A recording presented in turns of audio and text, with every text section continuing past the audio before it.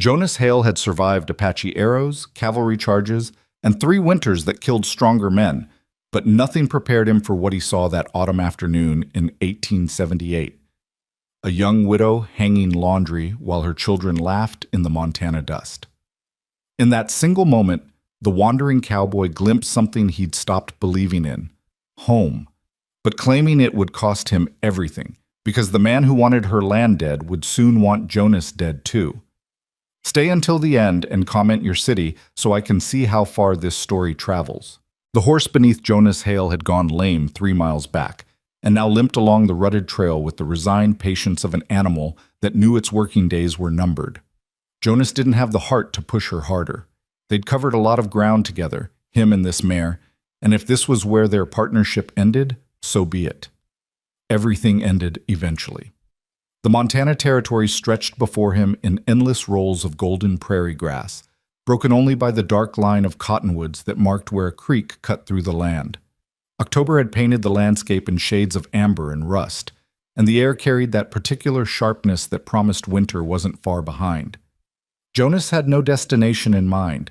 He'd been riding without purpose for the better part of 2 months, ever since mustering out of his last scouting contract with the Army. 28 years old, and he had nothing to show for it but a worn saddle, a rifle that needed a new firing pin, and the kind of weariness that settled into a man's bones and refused to leave. The homestead appeared almost without warning, tucked into a shallow valley where the creek widened into something more substantial. From his vantage point on the rise, Jonas could see it all laid out below. A small cabin constructed of rough-hewn logs, a barn that leaned slightly to the west, a chicken coop, and a vegetable garden that had been put to bed for the season. Smoke rose from the chimney in a thin, steady column. And there, in the yard between the cabin and the barn, was a woman hanging laundry. Jonas reined in his mare and sat watching, though he couldn't have explained why. The woman moved with practiced efficiency, pulling items from a wicker basket and pinning them to a rope line strung between 2 posts. The wind caught a white sheet and billowed it like a sail, and she wrestled it into submission with movements that suggested she'd fought this particular battle many times before. 2 children played nearby. A boy, maybe 6 or 7 years old, was building something with sticks near the woodpile. A little girl, couldn't have been more than 4, twirled in circles with her arms spread wide, her dress spinning around her like a flower. The scene was so ordinary, so perfectly domestic, that Jonas felt something crack open in his chest.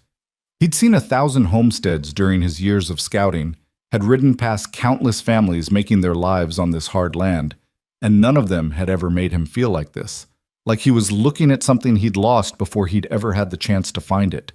The mare shifted beneath him, favoring her good legs, and the movement must have caught the woman's attention. Her head turned sharply toward the rise where Jonas sat silhouetted against the afternoon sky.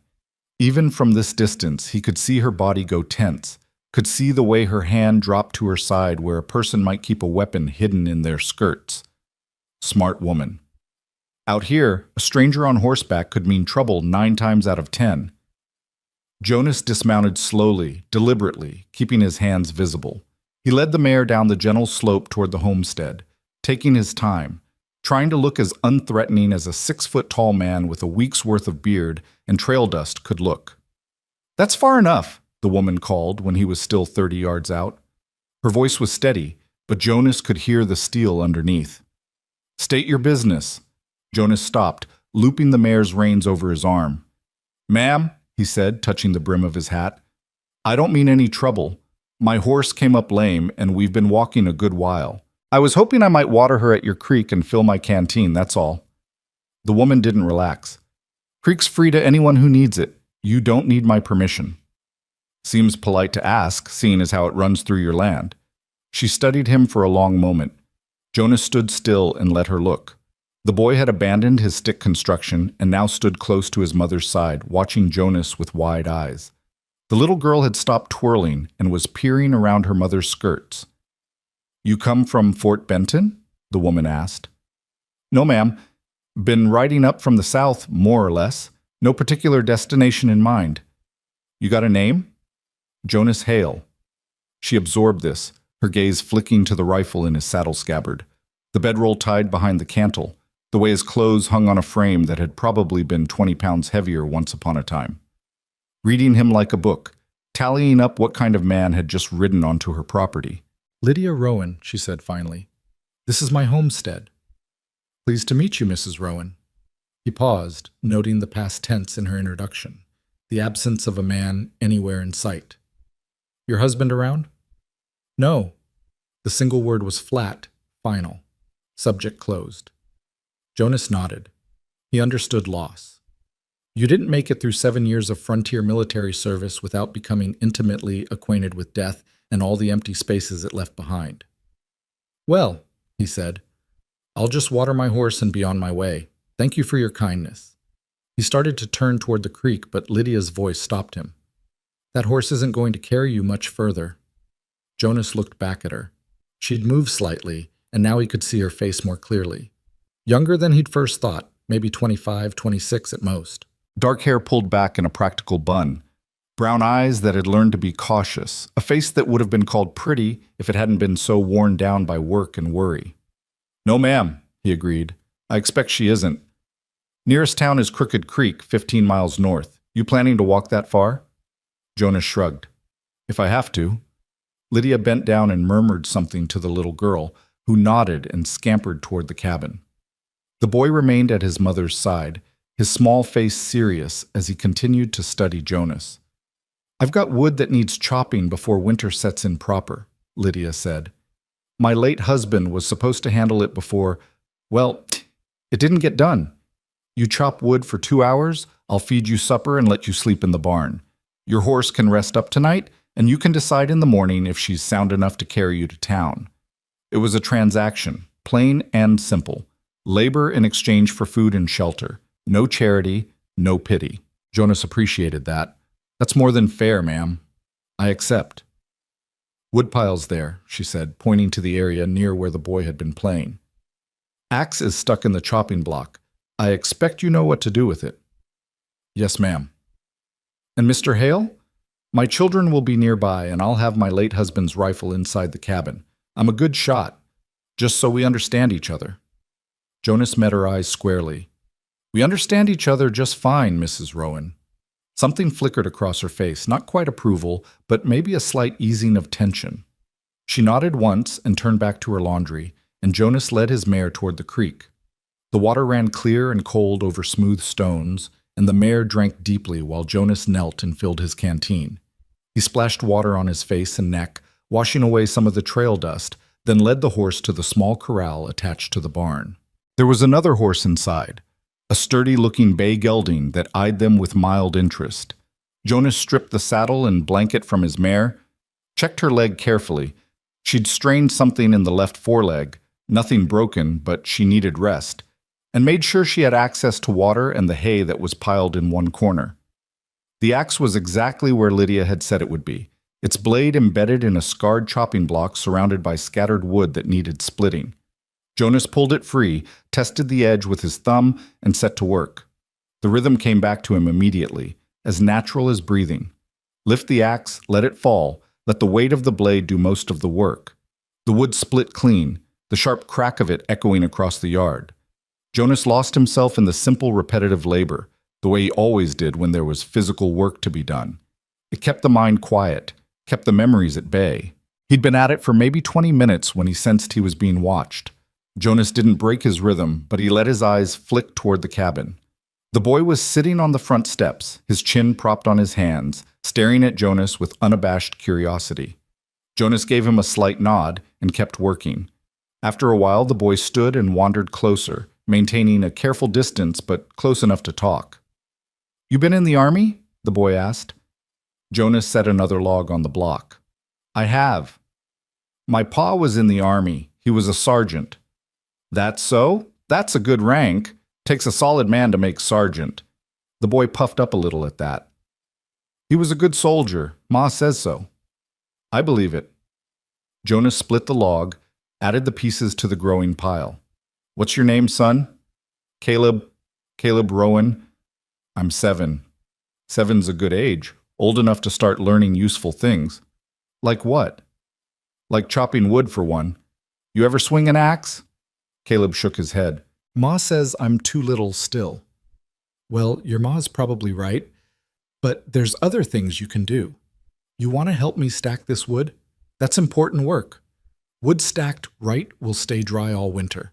Wood stacked wrong will rot and be useless when you need it most. The boy's face lit up. I can stack it good. I'm real careful. I bet you are. Come on then. I'll show you how. For the next half hour, Jonas chopped and Caleb stacked, and Jonas explained the principles of building a proper woodpile.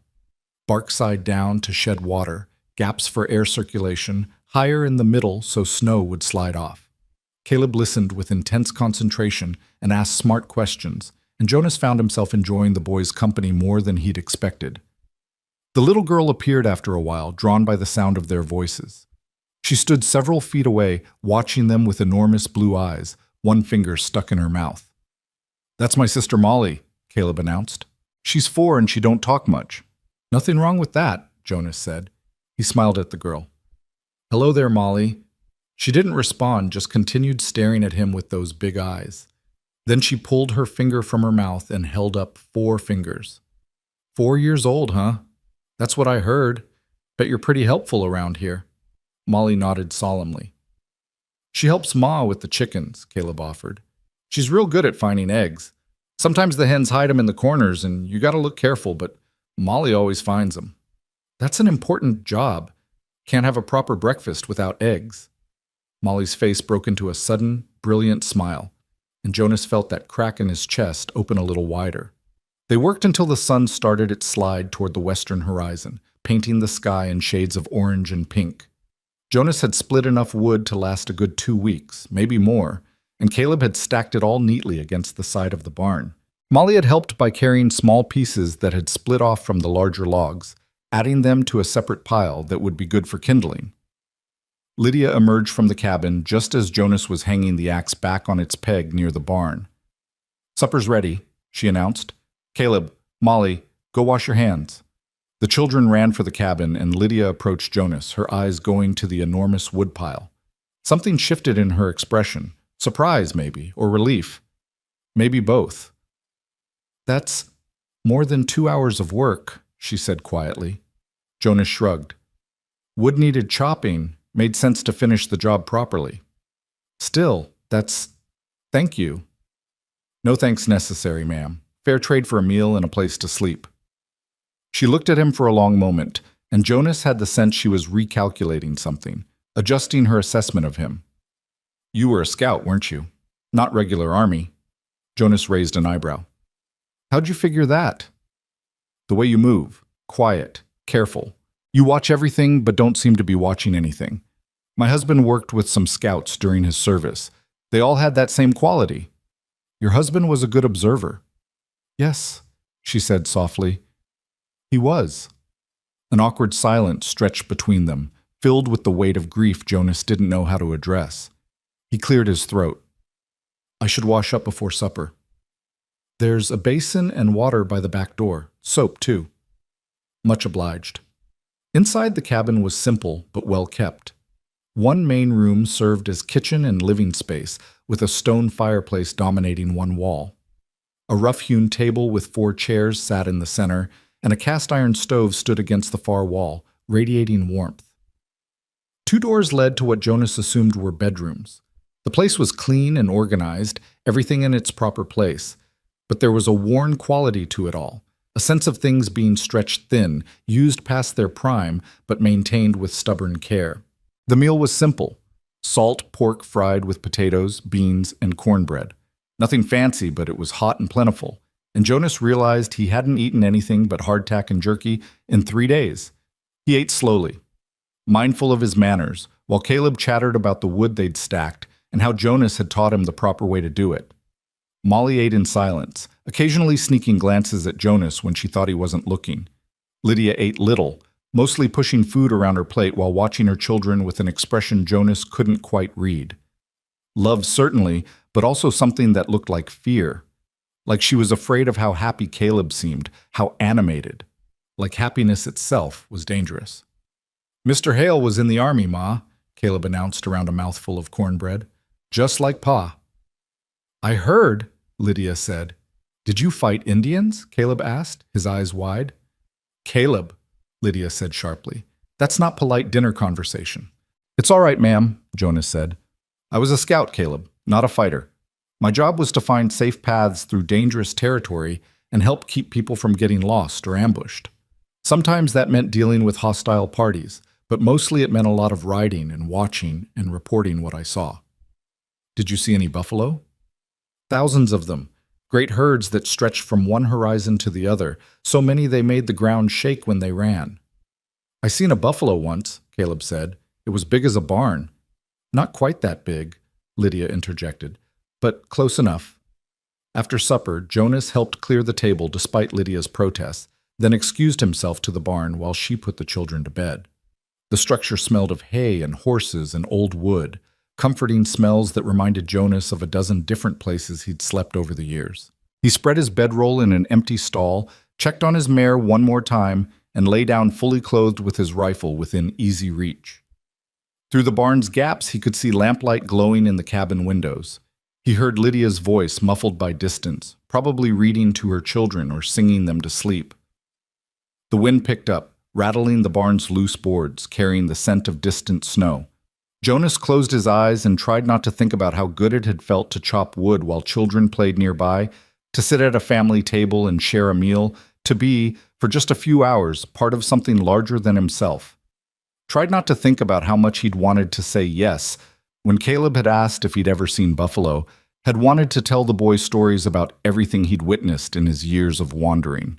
Tried not to think about how Lydia Rowan had looked standing in her yard with the afternoon sun turning her hair to burnished copper, how she'd held herself with the kind of quiet strength that came from surviving things that would have broken weaker people. Tried not to think about how much he didn't want to leave in the morning, but wanting things and having them were two different matters entirely, and Jonas had learned long ago not to confuse the two. He was nearly asleep when he heard the barn door creak open. Jonas's hand went to his rifle automatically, but he relaxed when he saw Lydia's silhouette in the doorway, her shawl wrapped tight against the cold. "Mr. Hale, you awake?" "I am now, ma'am." Jonas sat up, running a hand through his hair. "Something wrong." She hesitated, and in that pause, Jonas heard everything she wasn't saying. Heard the loneliness, the exhaustion, the bone-deep weariness of carrying too much weight for too long. "I wanted to ask," she said finally, her voice barely above a whisper, "how long you'd been riding without a destination." Jonas considered lying, then decided against it. 2 months, give or take. Running from something or running toward something? Neither, just running. Lydia stepped into the barn, close enough now that Jonas could see her face in the shadows. She looked older in the dim light, the lines around her eyes more pronounced, but also somehow more vulnerable. "The homestead needs work," she said, "more than I can handle on my own. The barn's got a leak in the roof, half the fence line is down, and I need at least 2 more cords of wood before winter really hits. I can't pay you money. I barely have enough to see us through to spring, but I can feed you 3 meals a day and give you a place to sleep. If you stayed on for a week, maybe 2, you could get everything squared away before the snow comes." Jonas's heart kicked against his ribs. "Mrs. Rowan, I know what you're thinking," she interrupted. "People will talk. A widow woman and a single man, no matter how proper the arrangement.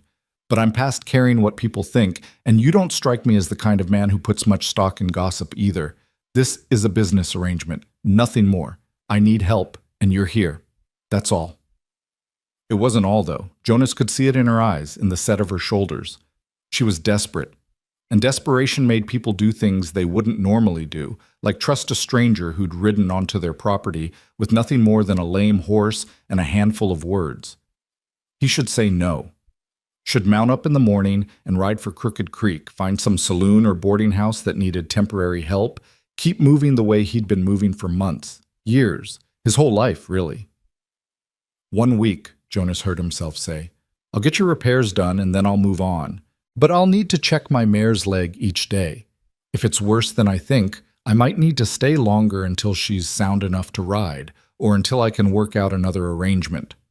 Relief flooded Lydia's features, so profound it was almost painful to witness. "Thank you, Mr. Hale. You have no idea what this means. But Jonas thought maybe he did. Thought maybe he understood exactly what it meant to be drowning and have someone throw you a rope, even if you were too proud to admit you needed one. Get some sleep, ma'am, he said gently. Morning comes early on a homestead. Yes, she said, already turning toward the door. Yes, it does. She paused in the doorway, her hand on the frame. Mr. Hale? My children. They lost their father 8 months ago. Caleb especially. He's at that age where he needs, well, just be careful with him, please. He gets attached easily. I understand, Jonas said, though his chest was tight with implications he didn't want to examine too closely. Good night, then. Night, ma'am. After she left, Jonas lay back down and stared up at the barn's shadowy rafters. 1 week, maybe 2 at most, that was all. He'd help Lydia get the place ready for winter, make sure she and her children would be safe and warm, and then he'd ride on to wherever the road took him next. It was a good plan, a solid plan. So why did it feel like he was lying to himself? Outside, the wind picked up, and the first fat snowflakes of the season began to fall, drifting down from the dark sky like white ash from a fire that had burned too long. Inside the cabin, Lydia's lamp went out, and the homestead settled into silence broken only by the creak of old wood and the soft sounds of horses moving in their stalls. Jonas pulled his blanket up to his chin and closed his eyes, but sleep was a long time coming. He kept seeing Lydia's face when she'd asked for his help, kept hearing Caleb's excited voice as they'd stacked wood together, kept feeling that strange, dangerous warmth that had opened up in his chest when Molly had smiled at him. 1 week, he told himself, 2 at most. But even as he thought it, somewhere deep inside where he kept all his most carefully guarded truths, Jonas knew he was already in trouble. The kind of trouble that started with chopping wood and ended with roots growing so deep they'd be impossible to pull up without tearing something vital loose. The kind of trouble that looked an awful lot like home. The week Jonas had promised turned into 2, then 3, and somehow autumn deepened into early winter without either of them mentioning his departure again. The work consumed his days in the best possible way. Jonas fixed the barn roof, replacing rotted shingles and ceiling gaps that had let rain and snow seep through for God knew how long. He rode the fence line on Lydia's bay gelding, a steady animal named Buck, and spent days repairing posts and restringing wire.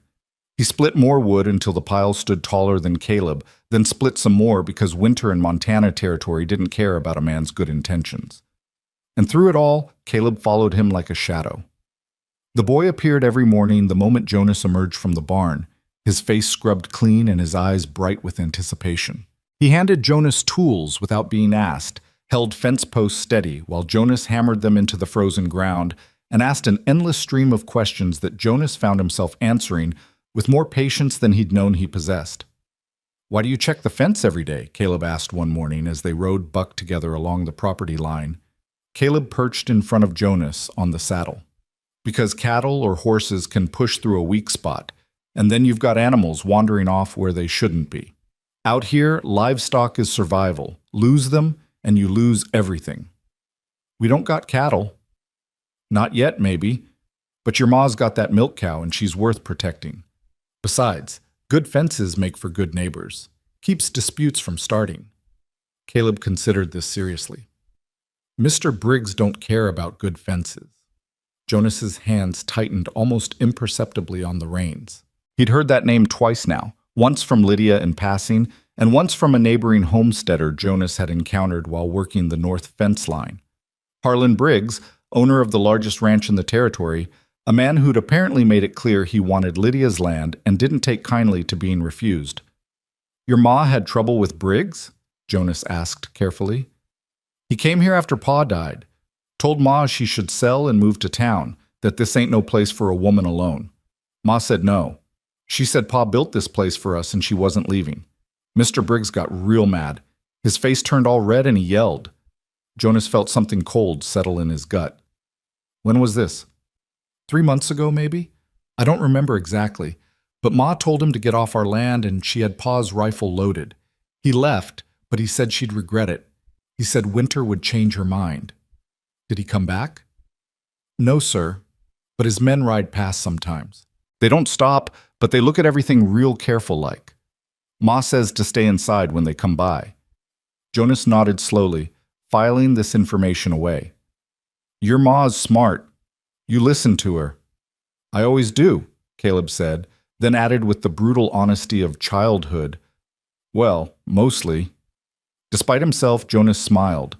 Molly warmed to him more slowly, but in her own way. She didn't speak to him. Apparently she barely spoke at all, Lydia had explained, not since her father died. But she watched him constantly. Jonas would look up from whatever task occupied his hands and find her sitting nearby, her doll clutched to her chest, those enormous blue eyes tracking his every movement.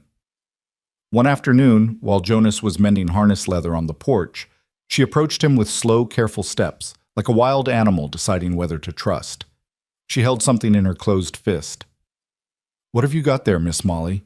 Jonas asked softly, not looking directly at her. She opened her hand to reveal 3 smooth stones, each one different, gray, white, and a deep russet red. Those are mighty fine stones. Did you find them by the creek? She nodded. The red one's especially nice. That's jasper, I think. Indians used to use stones like that for making tools and arrowheads. Molly's eyes widened. Slowly, deliberately, she set all 3 stones on the porch boards next to Jonas's boot, then backed away. For me? Jonas asked. Another nod. Well, that's just about the kindest gift I've received in a long time. Thank you, Miss Molly. I'll keep these somewhere safe.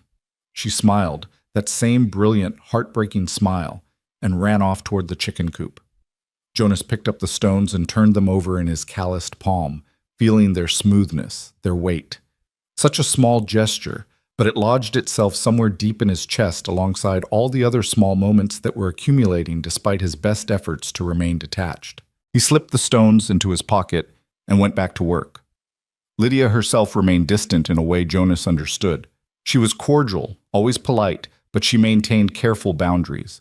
She didn't join him and the children during the day, except to call them in for meals or chores. She didn't linger in conversation. When Jonas caught her watching him, which happened more often than either of them acknowledged, she'd look away quickly, as though she'd been caught doing something improper. But slowly, incrementally, the walls began to lower. It started with small things. She began asking his opinion on practical matters, whether the milk cow seemed healthy, if the chicken coop would hold through heavy snow, how much grain she needed to lay in for winter. She stopped tensing quite so much when he came through the door for meals. Once, Jonas heard her laugh at something Caleb said, a sound so unexpected and genuine it stopped him mid-motion, his hammer frozen in the air. Then came the evening, everything shifted.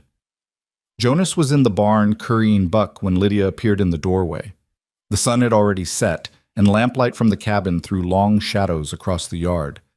Mr. Hale, could I speak with you a moment? Of course, ma'am. Jonas set down the brush and gave Buck a final pat. Something wrong? Not wrong, exactly. Just... She twisted her hands together, uncharacteristically uncertain. Tomorrow is Caleb's birthday. He'll be 8. I've been saving eggs to make him a cake, and I traded some preserves to Mrs. Henderson for sugar, but what, ma'am? He's been talking about you teaching him to hunt. He asked if maybe for his birthday you might take him out to see if you could find a rabbit or grouse, something we could cook for a special dinner. Her words came faster now, almost apologetic. I know it's an imposition, and you've already done so much, and I shouldn't ask. I'd be happy to take him, Jonas interrupted gently. It'd be my pleasure. Lydia's shoulders sagged with relief. Really? You don't mind? Not even a little. A boy turning 8 ought to learn about hunting. It's a useful skill, especially out here. His father was going to teach him. Had promised to, that spring. But then... She trailed off, leaving the obvious unspoken. I'm sorry, Jonas said, because what else could he say? So am I. Lydia looked down at her hands. Caleb took it hard. They were close, and he doesn't understand why his father had to die. I've tried to explain, but how do you explain pneumonia to a 7-year-old? How do you make senseless death make sense? You can't, Jonas said quietly. You just learn to carry it. She looked up at him then, really looked at him, and Jonas saw recognition in her eyes, saw her understanding that he knew about carrying loss, about the weight of absence. Were you married, Mr. Hale? No, ma'am. Never had that privilege. But you lost people. Everyone loses people. That's just the cost of living. Lydia wrapped her shawl tighter around her shoulders. Sometimes the cost seems too high. Sometimes it is, Jonas agreed, but we pay it anyway because the alternative is not living at all. They stood in silence for a moment, the kind of comfortable quiet that only exists between people who understand each other's scars. A coyote called somewhere in the distance, its lonely voice echoing across the prairie. I should get back inside, Lydia said finally. The children will wonder where I am. Mrs. Rowan, Jonas said as she turned to leave. For what it's worth, you're doing a fine job with those kids. Your husband would be proud. Even in the dim light, he could see her eyes grow bright with unshed tears. Thank you, Mr. Hale. That means more than you know. After she left, Jonas stood in the barn for a long time, listening to the horses breathe in the darkness, feeling the weight of Molly's stones in his pocket, like a promise he hadn't meant to make. The next morning, Jonas woke Caleb before dawn. The boy tumbled out of bed already half-dressed, his excitement barely contained. Lydia had packed them bread and cheese and a canteen of water, and she handed Jonas his rifle with a look that said everything about trust and fear and the terrible responsibility of letting her son go into the world with a near stranger. We'll be back before noon, Jonas promised. I'll keep him safe. I know you will, Lydia said, and Jonas felt the weight of that faith like a stone around his neck. They walked north toward a stand of mixed pine and aspen where Jonas had seen signs of game, rabbit tracks, grouse droppings, the telltale marks of deer. The morning was cold and clear, their breath fogging in the air, frost crunching under their boots. Walking quiet is the first lesson, Jonas murmured as they entered the tree line. Game animals got better hearing than you can imagine. A snapped twig can spook them from 100 yards away. So you step careful, and you watch where you put your feet. Caleb nodded seriously, his eyes huge with concentration, and Jonas felt something twist in his chest. The boy was trying so hard to be good, to do everything right, to make Jonas proud. It was almost unbearable. They moved through the forest like ghosts, Jonas pointing out tracks, showing Caleb how to read the forest signs. A tuft of fur caught on bark. A scrape mark where deer had rubbed their antlers, the distinctive three-toed tracks of wild turkey.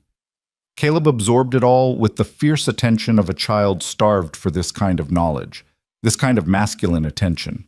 It was Jonas who spotted the rabbit, a fat cottontail nibbling at dried grass in a small clearing. He put a hand on Caleb's shoulder and pointed. The boy's breath caught. Jonas raised the rifle slowly, sighted down the barrel, and squeezed the trigger. The shot cracked through the cold air, and the rabbit dropped instantly, a clean kill. Caleb's face lit up like the sun. You got him! You got him! We got him, Jonas corrected. This is your birthday hunt, remember? They walked to where the rabbit lay, and Jonas showed Caleb how to field dress the kill, explaining each step, making sure the boy understood the respect owed to an animal that would feed them. It wasn't easy work, and Caleb turned a little green around the edges, but he didn't look away. Taking a life is serious business, Jonas said as he worked. Even a rabbit's life. You don't do it for sport or meanness. You do it for food, for survival, and you do it as clean and quick as you can. That's the hunter's responsibility. Understand? Yes, sir, Caleb said solemnly. I understand. Good man. On the walk back, Caleb carried the dressed rabbit with both hands, his chest puffed out with pride. Jonas watched him and thought about his own 8th birthday, spent in an orphanage in Missouri where birthdays didn't exist, and the only lessons learned were about survival of a different kind entirely. When they crested the rise and the homestead came into view, Caleb suddenly grabbed Jonas's hand. The contact was so unexpected, so trusting, that Jonas nearly stumbled. Thank you, Mr. Hale, the boy said, looking up at him with David Rowan's eyes and David Rowan's son's face. This is the best birthday ever. Jonas swallowed hard against the lump in his throat. You're welcome, Caleb. Happy birthday. That evening, they roasted the rabbit, and Lydia made the promised cake. A simple thing sweetened with precious sugar and topped with berry preserves. And they sang, and Caleb blew out 8 candles made from tallow. The cabin felt warm and full in a way Jonas imagined it hadn't felt since David Rowan died. And when Molly fell asleep against Jonas's shoulder after dinner, he didn't have the heart to move her. I should put her to bed, Lydia said softly, but she didn't immediately reach for her daughter. She's all right here for a minute, Jonas said. The little girl's weight against him felt right in a way that terrified him. Caleb was already nodding off in his chair, exhausted from the day's excitement and the full meal. Lydia stood and gathered him up despite his sleepy protests, carrying him toward the bedroom with the practiced ease of motherhood. When she returned, Jonas carefully transferred Molly to her arms. Their hands touched briefly in the exchange, and Lydia's eyes met his. Something passed between them in that moment, something neither of them was ready to name. "Thank you," she whispered. "For today. For all of it. Wasn't any trouble." "Yes, it was. But you did it anyway." She paused, Molly's head resting on her shoulder. "You're good with them. Better than... You're just good with them."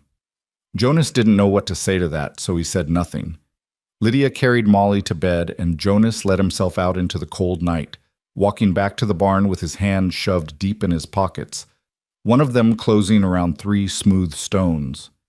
November gave way to early December, and the first real snow fell, blanketing the homestead in white that made everything look clean and new and deceptively peaceful. Jonas had meant to leave a dozen times by now, but there was always one more thing that needed doing, one more repair that couldn't wait until spring. At least, that's what he told himself. The truth was harder to face. He didn't want to leave.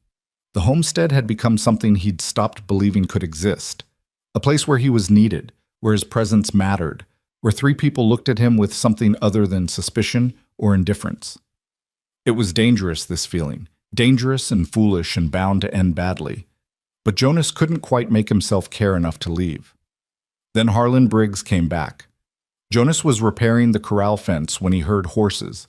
He looked up to see 3 riders approaching from the north, 2 ranch hands flanking a big man on a black gelding that probably cost more than everything Jonas owned twice over. Briggs himself was in his 50s, thick through the middle but still powerful, with the kind of face that had probably been handsome once before entitlement and cruelty had carved it into something harder. He sat his horse like the man who owned everything he surveyed and most of what he didn't. The 2 ranch hands were younger, lean and hard-eyed, their hands resting casually near the guns at their hips. Jonas recognized the type, men who did the kind of work that didn't get discussed in polite company. Caleb had been helping Jonas with the fence, but at the sight of the riders, the boy went pale and took an involuntary step backward. "Go get your mother," Jonas said quietly, not taking his eyes off the approaching men. "Quick now." Caleb ran. Jonas set down his hammer and straightened, very deliberately not reaching for the rifle leaning against the fence post nearby. He waited as the 3 riders pulled up about 10 feet away, their horses' breath steaming in the cold air. "Help you gentlemen with something?" Jonas asked mildly. Briggs ignored him, his eyes scanning the homestead, the repaired barn, the stacked wood, the mended fences. His mouth tightened. "Who the hell are you?" he demanded. "Name's Jonas Hale. I work here." "Work here?" Briggs' laugh was harsh. "The widow Rowan hire herself a hand? That's interesting, considering she told me she couldn't afford to keep the place running. Seems she was mistaken about that." One of the ranch hands shifted in his saddle, his hand moving closer to his gun. Jonas tracked the movement with peripheral vision while keeping his eyes on Briggs.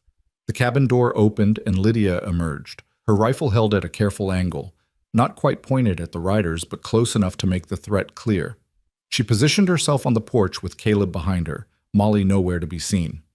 "Mr. Briggs," Lydia said, her voice steady despite the color high on her cheeks. "I don't recall inviting you onto my property." "Your property," Briggs's tone dripped contempt. "For now, maybe. But come spring when your money runs out and your hired hand moves on, we'll see how long you last." "That's my concern, not yours." "Everything in this territory is my concern, Mrs. Rowan. I own or control 20,000 acres, and your pathetic 240 sites right in the middle of my best grazing land. You're a stone in my boot, and sooner or later I will remove you." Jonas took a step forward. It wasn't a big movement, barely noticeable, but all 3 riders' attention snapped to him immediately. "You've delivered your message," Jonas said quietly. "Time to ride on." Briggs's eyes narrowed as he studied Jonas more carefully. "You got a lot of spine for a hired hand. What's your stake in this, Hale?" "Mrs. Rowan's business is her own, But while I'm here, anyone wanting to cause trouble will have to go through me first. That's so. The ranch hand on the right grinned, showing yellow teeth. That don't seem too difficult, friend. Maybe not, Jonas agreed. But I guarantee it won't be as easy as you think. And even if you win, Briggs here will still be one man short come morning. Maybe two. You boys willing to die for his grazing land? The grins faded. The ranch hands looked at Briggs, uncertain now. Briggs's face had gone red. You threatening me? No, sir. Just stating facts. Mrs. Rowan has made clear she's not selling. That means this conversation is over. For a long moment, no one moved. The tension stretched tight as fence wire, one wrong word away from snapping into violence. Jonas kept his breathing slow and even, his weight balanced, ready to move. He was acutely aware of Lydia and Caleb behind him, of Molly somewhere inside the cabin, of how many different ways this could go wrong. Then Briggs yanked his horse's head around hard enough to make the animal dance. This isn't finished, he said, pointing at Lydia. You hear me, woman? This isn't close to finished. Get off my land, Lydia said coldly. Now. Briggs wheeled his horse and spurred it into a canter, his men following.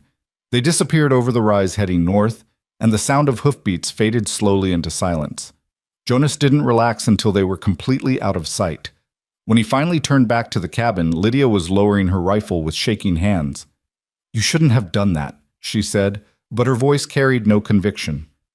He'll remember. He'll come after you now, too. Let him remember. Let him come. Jonas climbed the porch steps, his eyes searching her face. You all right? I'm fine. I'm used to his threats. But the tremor in her hands said otherwise. Caleb was pressed against his mother's side, his face white. Is he going to hurt us, Ma? No, baby. He's just an angry man making noise. Lydia stroked her son's hair, her eyes never leaving Jonas's face. Right, Mr. Hale? Jonas wanted to reassure them, wanted to promise nothing bad would happen. But he'd been living on the frontier too long to make promises he couldn't keep. I won't let anyone hurt you, he said instead. Not while I'm here. It wasn't quite a promise, but it was close enough. Lydia heard the distinction, and something complicated moved across her face, relief and fear, and something else Jonas was afraid to identify. That night, after the children were asleep, Jonas stood watch outside the cabin until well past midnight, his rifle across his knees and Molly's stones in his pocket. He watched the horizon for riders who didn't come, and thought about threats and promises and the difference between wanting something and being able to keep it. The next morning at breakfast, neither Jonas nor Lydia mentioned leaving. The week he'd promised had long since passed, the 2 weeks extended beyond memory. Now they simply didn't speak of it at all, as though naming his eventual departure might make it real. Instead, they fell into rhythms. Jonas worked the homestead, making it stronger, more secure. Lydia managed the household and taught the children their letters. Caleb shadowed Jonas during the day. Molly brought him stones and acorns, and once, inexplicably, a perfectly preserved bird's nest. In the evenings, they ate together, and Jonas taught Caleb to whittle, while Lydia mended clothes and Molly played with her doll. It was domestic and peaceful, and everything Jonas had never known he wanted. It was also a lie, or at least an unsustainable truth, and Jonas knew it. Sooner or later, Briggs would make good on his threats. Sooner or later, winter would end, and Jonas would have to decide what he was doing, who he was to this family, whether he was staying or going, and what either choice would cost. But for now, in the cold December twilight with snow falling soft outside and the cabin warm with lamplight and the sound of children's laughter, Jonas let himself pretend. Let himself imagine this could last. Let himself be, just for a little while, the man Caleb thought he was, and the partner Lydia was beginning to hope for. It couldn't last forever. Nothing ever did. But maybe, Jonas thought as Molly climbed into his lap with a book she wanted him to read, maybe forever wasn't the point. Maybe the point was just this moment, and the next one, and all the small moments that added up to something that looked almost like a life. He opened the book and began to read. And outside the window, the snow continued to fall like a benediction on a home that had, against all odds, become his. Christmas came to the homestead wrapped in silence and snow 3 feet deep. Jonas had never celebrated the holiday properly. Orphanages didn't have much use for sentiment, and the army even less, but Lydia was determined to give her children something bright in the midst of winter's darkness. She'd been planning for weeks, squirreling away small treats and working late into the night on gifts she thought Jonas couldn't see. But he saw everything, the way her lamp burned past midnight, the careful way she hid scraps of fabric and bits of carved wood, the excited whispers between her and the children that stopped abruptly whenever he entered the room. On Christmas Eve morning, Jonas rode Buck 5 miles through the snow to the stand of pine trees he'd scouted weeks earlier. He chose carefully, looking for the right shape and size, finally settling on a young fir that stood just tall enough to brush the cabin's ceiling. It took him an hour to cut it down and drag it back, and by the time he wrestled it through the door, his face was numb with cold and his hands ached despite his gloves. Caleb's shout of pure joy made every frozen minute worth it. "A Christmas tree! Ma, look! Mr. Hale brought us a Christmas tree!" Lydia emerged from the bedroom, flour dusting her apron, and stopped dead at the sight of the fur dominating her small living space. Her hand went to her mouth, and for a terrible moment Jonas thought he'd overstepped, had presumed too much. Then her eyes filled with tears. "David always brought us a tree," she whispered. "Always. Even that last year when he was already sick, he went out in the snow and brought one back. I thought—" She shook her head, unable to finish. Jonas stood there awkwardly, melting snow pooling at his feet, the tree still in his arms. "I can take it back outside if you'd rather not." "Don't you dare!" Lydia crossed the room quickly, reaching out to touch one of the branches. "Don't you dare, Jonas Hale. This is the kindest thing anyone's done for us in longer than I can remember." It was the first time she'd used his Christian name, and the sound of it in her voice did something to his chest that had nothing to do with the cold. They spent the afternoon making decorations from whatever they could find. Lydia produced strings of dried berries she'd been saving, and Jonas helped Caleb carve simple stars from scraps of wood while Molly folded paper into shapes that might have been birds or angels or simply the abstract art of a 4-year-old imagination. They strung it all on the tree with bits of thread and wire. And when they were finished, it wasn't much by city standards, but in that small cabin it looked like something out of a dream. That evening, after the children were asleep, Jonas and Lydia sat by the fire while the tree stood sentinel in the corner, its decorations casting strange shadows on the walls. "I haven't thanked you properly," Lydia said quietly, "for staying, for everything you've done here." "No thanks necessary. I've had food and shelter. That's payment enough." "Is it?" She turned to look at him, the firelight painting her face in warm tones. "Because it seems to me you could have that anywhere.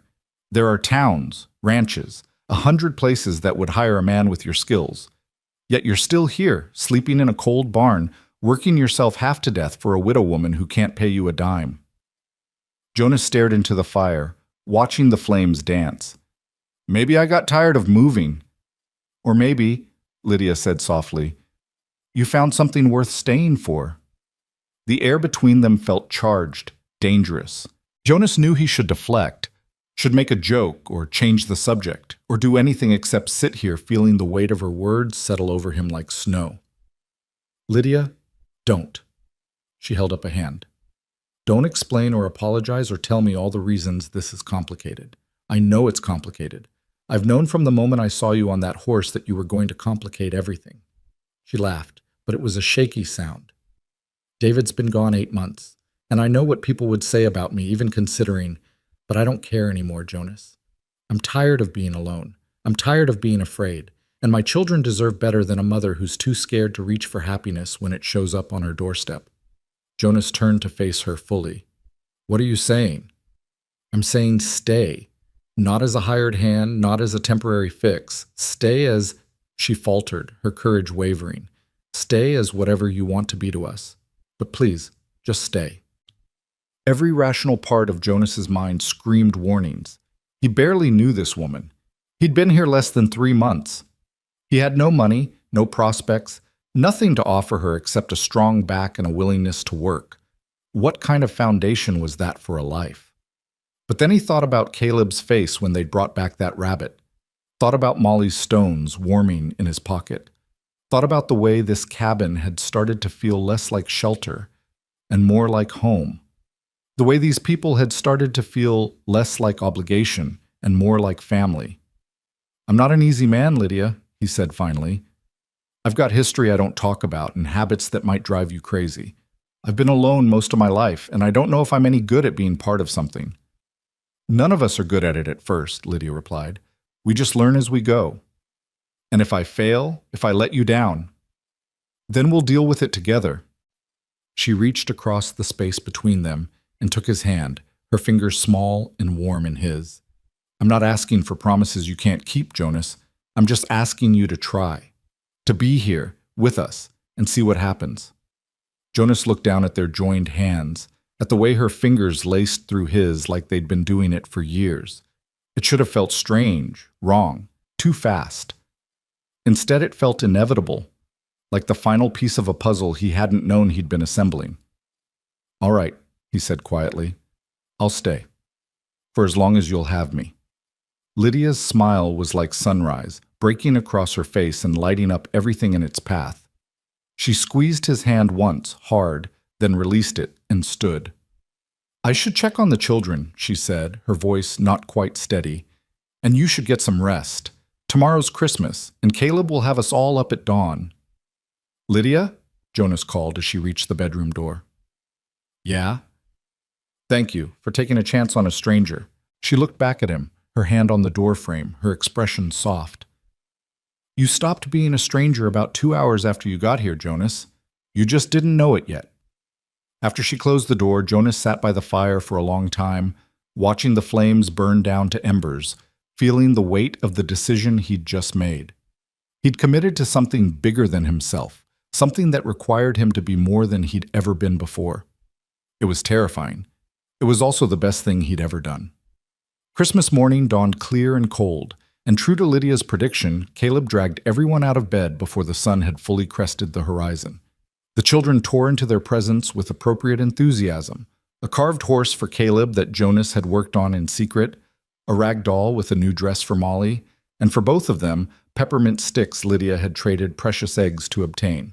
Jonas hadn't expected anything for himself, which made it all the more surprising when Lydia handed him a package wrapped in brown paper and tied with string. "You didn't have to open it," she insisted. Inside was a shirt made from fabric that looked suspiciously like curtains that had hung in the cabin when he'd first arrived. The stitching was careful and precise, and when he held it up, he realized she'd sized it perfectly to his frame.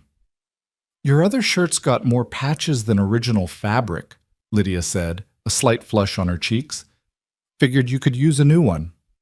Jonas ran his thumb over the seams, imagining all the hours she'd spent on this, the way she'd measured him with her eyes, the care she'd taken. "It's perfect," he said, his voice rough. "Thank you." "There's something else," Caleb piped up, bouncing with barely contained excitement. "Show him, Ma."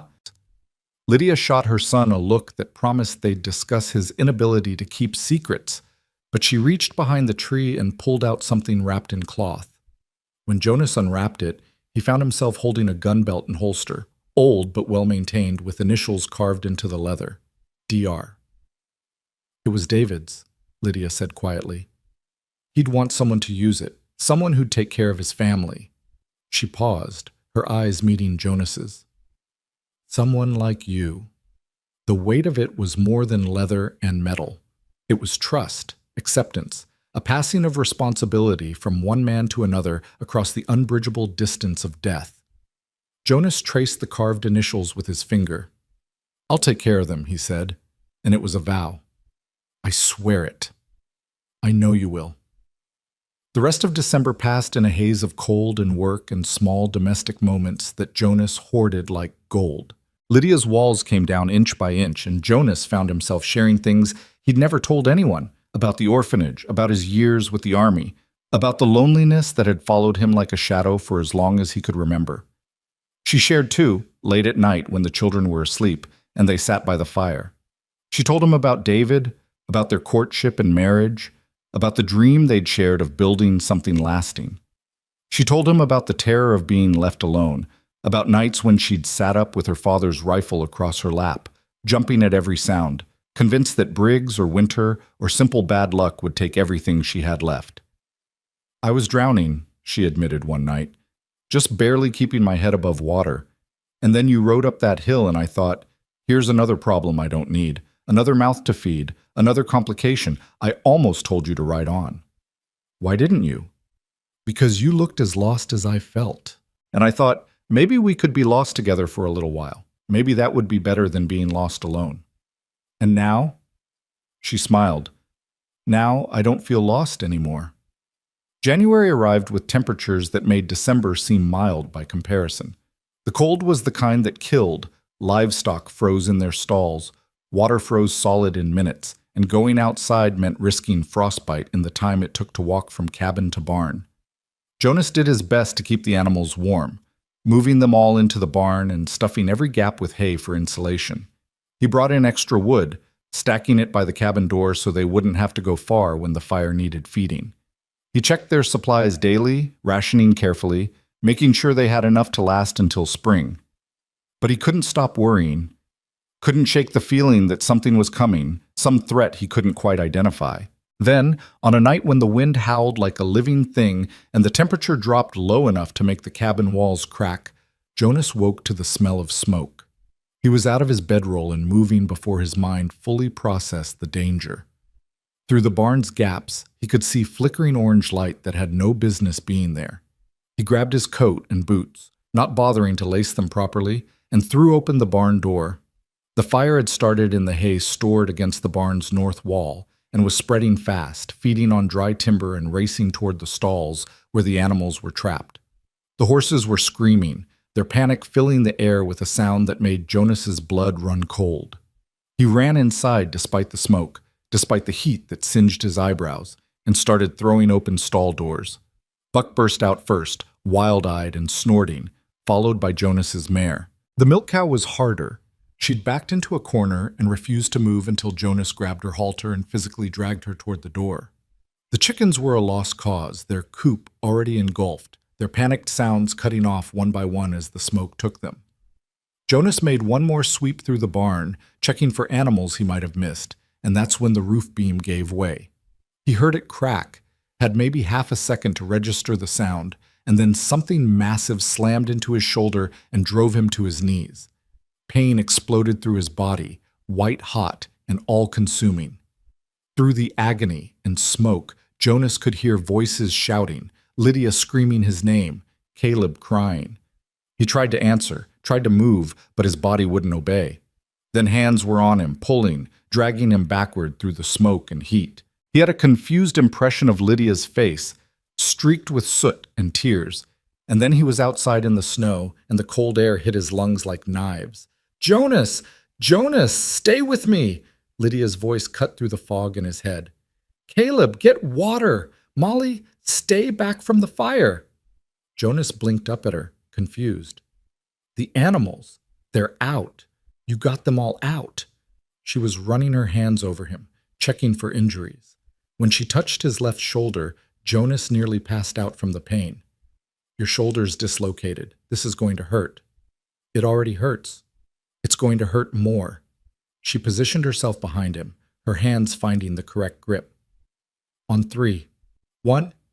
She wrenched his arm on 1, not 3, and Jonas heard himself make a sound he'd never made before. But the joint popped back into place, and the grinding agony settled into something merely excruciating. Behind them, the barn burned. The flames lit up the night sky, melting snow for 50 feet in every direction, painting everything in shades of orange and red.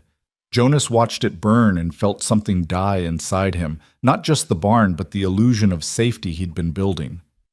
Coal oil, Lydia said flatly, her eyes fixed on the fire. I can smell it from here. This wasn't an accident. Jonas knew she was right. The placement of the fire, the speed it had spread, the timing, middle of winter, when they'd be most vulnerable. This was deliberate. This was Briggs. As if to confirm the thought, Jonas's eyes caught something at the edge of the firelight. He struggled to his feet despite Lydia's protests and stumbled toward it. Pressed into the snow were hoof prints, fresh enough that they hadn't been filled in by the wind yet. 3 horses, by his count. He tried to kill us, Caleb said, his young voice shaking. Mr. Briggs tried to kill us. No, Jonas said grimly. He tried to scare us. If he'd wanted us dead, he'd have set fire to the cabin. That's supposed to make me feel better? Lydia demanded. It means he still thinks he can drive you off without making himself a murderer, but he's escalating. Jonas turned to face her, his shoulder screaming in protest. This won't be the end of it, Lydia. Next time might be worse. So what do we do? Jonas looked at the burning barn, at the children huddled together in the snow, at Lydia standing straight despite her fear. He thought about the gun belt she'd given him, about the promise he'd made, about the line Briggs had just crossed. Tomorrow I ride into Crooked Creek, he said. I'm going to have words with Mr. Briggs about the price of burning a man's property. Jonas, no. He'll kill you. Maybe, but I'll make sure I cost him something first. He caught her face between his hands, gentle despite his anger. I meant what I said on Christmas. I'll take care of you. I'll take care of all of you. But I can't do that if I let Briggs think he can terrorize us without consequences. Then I'm coming with you. Lydia, it's my land, Jonas. My fight. You don't get to take that from me just because you're a man and you think you need to protect me. Her eyes blazed in the firelight. We do this together, or we don't do it at all. Jonas wanted to argue, wanted to insist she stay safe with the children. But he could see the steel in her spine, could see that she'd made up her mind, and he realized something important. She wasn't asking for his protection. She was offering partnership. Together, he agreed, but the children stay with the Hendersons. The children stay with the Hendersons, she confirmed. They spent the rest of the night salvaging what they could from the barn's remains and moving the animals into a makeshift shelter Jonas constructed from boards and canvas. By dawn, they were both exhausted and filthy, reeking of smoke, Jonas's shoulder swollen to twice its normal size. But there was also something new between them, a shared fury, a united purpose. They'd been tested and they'd survived, and now they were going to make sure the man responsible understood his mistake. The ride to Crooked Creek took 4 hours through snow that had drifted high enough to make travel treacherous. The Hendersons had agreed to take Caleb and Molly without question. Frontier neighbors understood that sometimes a situation required both parents absent. And now Jonas and Lydia rode side by side, their breaths fogging in the bitter air. Crooked Creek was exactly what its name suggested, a town that had grown up crooked along a creek that wandered drunk through the valley. It had maybe 300 permanent residents and a shifting population of miners, cowboys, and drifters that swelled that number considerably. The main street boasted a general store, a hotel, 2 saloons, a church that saw little use, and a small building that served as both land office and courthouse. Briggs's ranch was 5 miles beyond the town, a sprawling operation that controlled more land than any 10 homesteaders combined. But on Tuesdays, according to the Hendersons, Briggs took his lunch at the Gold Strike Saloon, holding court like some medieval lord while lesser men curried favor. It was Tuesday. They found him exactly where they'd expected, sitting at a corner table with 3 of his men, a bottle of whiskey and a steak dinner spread before him. He looked up when they entered, and his face went through a series of expressions: surprise, annoyance, and finally cold calculation. "Well," he said, loud enough for the whole saloon to hear, "look what the wind blew in, the widow Rowan and her pet dog." Jonas felt Lydia tense beside him, but her voice came out steady. "We need to talk, Briggs. Somewhere private." "Anything you gotta say, you can say right here." Briggs cut into his steak, deliberately casual. "I got nothing to hide." "Fine." Lydia walked forward until she stood directly across from him. "Last night, someone set fire to my barn, killed my chickens, nearly killed my livestock, nearly killed us." "That's so. Sounds like you should be more careful with your lamps." "It was coal oil. I smelled it, and there were hoof prints in the snow. 3 riders. Lots of folks ride past homesteads, Mrs. Rowan. Don't mean anything." Jonas stepped forward. "You made a mistake, Briggs. You threatened a woman and her children, you destroyed property, and you did it in a way that makes you look like a coward who works in the dark instead of facing his enemies in the light." The saloon had gone silent. Every eye was on them now, and Briggs's face had turned the color of old meat. He stood slowly, his men rising with him. "You calling me a coward, Drifter?" "I'm calling you exactly what you are. A bully who picks on widows and hides behind his hired guns when someone stands up to him. Briggs's hand moved toward his gun, but one of his men grabbed his arm. "Boss, we got witnesses. This ain't the place." "Listen to your man," Jonas said quietly, "because if you draw on me in front of all these people, one of us is going to die, and either way you lose. You kill me, you hang for murder. I kill you. Your empire falls apart. Is a 240-acre homestead really worth that?" For a long moment, Briggs stood frozen, rage and calculation warring on his face. Then he jerked his arm free and turned his back on them. "Get out," he growled. "Get out before I forget myself." "We're going," Lydia said. "But understand this, Briggs, that land belonged to my husband, and now it belongs to me, and I will die before I give it to you. And if you come near my children again, if you so much as ride past my property, I will find a way to destroy you. That's not a threat. That's a promise." They walked out of the saloon into the cold afternoon sun, and Jonas didn't breathe properly until they were back on their horses and moving. His whole body was shaking with adrenaline and the after effects of confrontation. "That was either the bravest thing I've ever seen," he said, "or the stupidest." "Probably both." Lydia's hands were trembling on the reins. "Did we just make things worse?" "Maybe, but at least now he knows we won't just roll over. Sometimes that's worth something." They'd ridden maybe half a mile when Jonas heard the horses behind them. He turned in his saddle and cursed, 4 riders, coming fast. "Ride!" he shouted to Lydia. "Make for the trees!" But Buck was carrying both their weights and couldn't match the speed of the pursuing horses. They were maybe 100 yards from the tree line when the riders caught up, surrounding them, forcing them to stop. The men weren't Briggs's usual ranch hands. These were harder types, the kind who hired out for jobs respectable cowboys wouldn't touch. The leader grinned at Jonas with a mouthful of broken teeth. "Boss wants a word with you, friend, private-like." "I said everything I need to say." "Yeah, well, the boss don't see it that way."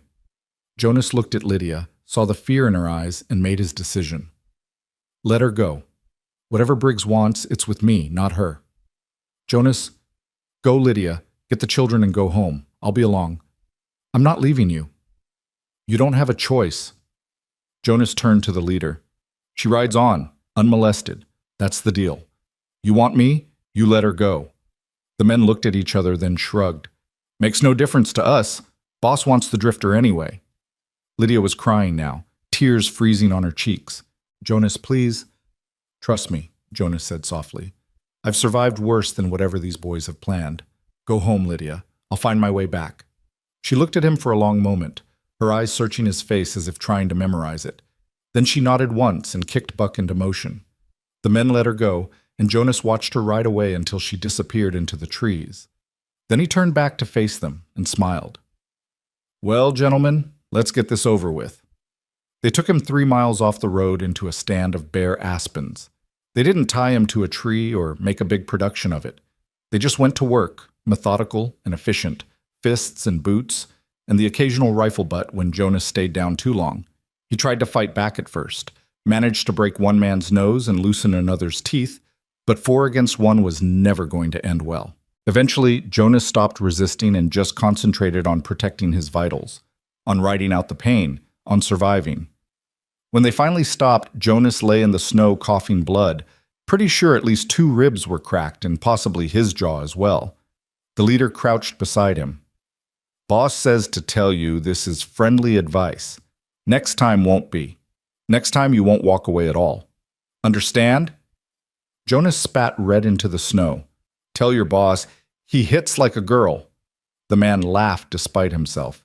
"You got spine, drifter. Shame it won't do you any good." He stood and looked at his companions. "Leave him his horse. Boss said we're not murderers." They rode off, and Jonas lay in the snow for a long time, taking inventory of his injuries and listening to his mare shuffle nervously nearby. Everything hurt. His shoulder was on fire, his ribs screamed with every breath, and his face felt like someone had taken a hammer to it. But he was alive. And more importantly, he was angry. It took 3 tries to get to his feet and 4 more to mount his horse. The ride back to the homestead was agony, every step sending pain jolting through his battered body. The sun was setting by the time he finally saw the cabin, its windows glowing with lamplight like a beacon in the gathering dark. Lydia was outside before he'd even dismounted, her face white with fear. "Oh, God! Oh, Jonas, what did they do to you?" "Nothing I haven't survived before." He tried to smile and felt his split lip crack open again. "Should see the other guy." "This isn't funny. You could have been killed." "But I wasn't." Jonas let her help him down from the horse, leaning on her more than he'd like to admit. That's what matters. Inside, she cleaned his wounds with gentle hands while he sat at the table and tried not to groan. The children were still at the Hendersons, thankfully. He didn't want them seeing him like this. "We can't keep doing this," Lydia said as she dabbed at the cut above his eye. "We can't keep fighting him. He's too powerful, Jonas. He'll just keep coming until one of us is dead." "So what do you want to do? Sell? Give him what he wants?" "No, never. But there has to be another way." Jonas caught her hand, holding it still. "Then we find one. Tomorrow. Tonight, I just need to rest." She looked down at him, her eyes bright with unshed tears. "I can't lose you. I know we've only just... But I can't lose you, Jonas. Not after everything." "You won't," he promised, pulling her close despite the pain it caused. "You won't lose me, Lydia. I'm not going anywhere." She buried her face against his neck, and Jonas held her while the fire crackled and the wind howled outside. He thought about Briggs's men, about their warning, about the escalating violence. Thought about how much he had to lose now, and how far he'd go to protect it. Tomorrow they'd figure out their next move. Tomorrow they'd find a way to fight back that didn't end with someone dead. But tonight, Jonas just held the woman he loved and thanked whatever God might be listening that he'd lived to see her face again. Jonas woke to gray dawn light filtering through the cabin windows and pain that made his eyes water. Every muscle in his body had stiffened overnight, and his ribs protested with sharp agony when he tried to sit up. Lydia appeared beside him almost immediately, her hand gentle on his shoulder. "Easy," she murmured. "You're not going anywhere today." "Can't stay in bed," Jonas managed through his swollen jaw. "Work needs doing." "The work can wait. You can't." She helped him ease back down, her expression brooking no argument. "Besides, I've been thinking about what you said, about finding another way to fight Briggs." Jonas looked at her through the eye that wasn't swollen shut. "What kind of way?" "The legal kind." Lydia sat on the edge of the bed, her hands folded in her lap. "Briggs claims my land sits in the middle of his grazing territory, right? That it interrupts his operations. But David filed our homestead claim properly with the land office. We have a deed. We have rights. Rights don't mean much when the other man has money and guns. Maybe not, but they mean something." She leaned forward, intensity burning in her eyes. "Mrs. Henderson told me yesterday that there's a new territorial commissioner in Crooked Creek, a man named Samuel Whitmore, appointed by the government back east. He's supposed to be honest, uncorruptible. What if we took our case to him? What if we prove Briggs has no legal claim to our land?" Jonas considered this through the fog of pain. Briggs won't care about some commissioner's ruling. He will if it's public, if it's official, if it strips away his excuse for harassing us. Lydia's voice grew stronger. "Right now, Briggs tells everyone we're squatters, that we're on his land. That's why no one helps us. They think we're in the wrong. But if we can prove otherwise in front of the whole town, then Briggs becomes the villain in everyone's eyes. And a man like that, a man who cares about power and reputation, that might actually hurt him." It was a long shot, but Jonas had to admit it had a certain logic. Briggs operated with impunity because everyone believed his version of events. Change that narrative, and you change the game. "We'd need proof," Jonas said. "Documentation, survey records." David kept everything. Every paper, every receipt, every filing. Lydia stood and crossed to a wooden chest in the corner. She opened it and began pulling out documents, spreading them across the table. "It's all here. The original homestead claim, the survey markers, the deed signed by the land office. David was meticulous about records." Jonas forced himself out of bed, ignoring his body's screaming protests, and joined her at the table. The documents were yellowed but legible, carefully preserved in oilcloth. He shuffled through them, his experienced eye picking out the relevant details. "Your northwest boundary marker is placed at the Cottonwood Fork," he said, pointing to the survey description. "That's a natural landmark. Hard to dispute." And the eastern boundary follows the creek bed for exactly 1 mile before turning south. Lydia traced the line with her finger. David walked every inch of this property before he filed. He made sure there were no overlaps, no disputes. What about Briggs's claim? Does he have paperwork showing ownership of adjacent land? I don't know, but if he does, it should be filed with the land office too, public record. Lydia looked at Jonas, hope and fear warring in her expression. If we can compare his boundaries with ours, if we can show they don't overlap, then he's got no legal leg to stand on. Jonas nodded slowly. It's worth a try. When's this commissioner holding office hours? Every Wednesday and Friday. Tomorrow's Wednesday. Jonas looked down at himself, bruised, battered, barely able to stand upright. I'm not sure I'm in any condition to make a good impression on a government official. Then it's good you won't be going alone. Lydia gathered the documents into a neat stack. We'll collect the children from the Hendersons, make sure they're settled, and then we ride to Crooked Creek first thing in the morning, together. Lydia, after what happened yesterday, is exactly why I'm going with you. She met his gaze steadily. We're partners in this, Jonas. You said so yourself. That means we face things together, the dangerous parts and the legal parts both. Jonas wanted to argue, wanted to insist she stay safe at home. But he was learning that Lydia Rowan was not a woman whose mind changed once made up. Besides, she was right. They were partners now in every way that mattered. All right, he conceded. We go together, but I'm bringing my rifle, and you're staying where I can see you. Deal. She smiled, then leaned down and kissed his forehead gently, careful of his bruises. Now rest. You look like death warmed over. Feel like it too, Jonas admitted, but he was smiling as he said it. The next morning dawned cold but clear, the kind of crystalline winter day where everything seemed sharper, more defined.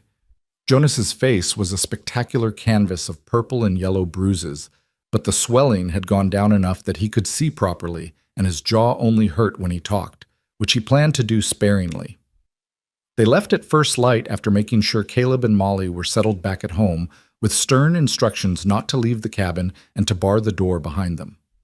Mrs. Henderson had agreed to check on them around noon, which eased some of Lydia's worry, but not all of it. They'll be fine, Jonas said as they rode toward town. It's just a few hours. I know, I just hate leaving them, especially after... She didn't finish the sentence. She didn't have to. The land office was a small building on the east end of Crooked Creek's main street, distinguished from the surrounding structures only by the official seal painted on its door. Inside, a clerk sat at a desk piled high with papers, looking harassed and overworked. Help you? He asked without looking up. We're here to see Commissioner Whitmore, Lydia said. It's regarding a land dispute. That got his attention. The clerk looked up, his eyes widening slightly when he saw Jonas's battered face. Do you have an appointment? No, but the matter is urgent. Mr. Harlan Briggs has been making false claims about the boundaries of our homestead. At the mention of Briggs's name, the clerk's expression became carefully neutral. I see. And you are? Lydia Rowan. This is Jonas Hale. We hold the deed to a homestead 15 miles northeast of here. The clerk made a notation in his ledger. Wait here.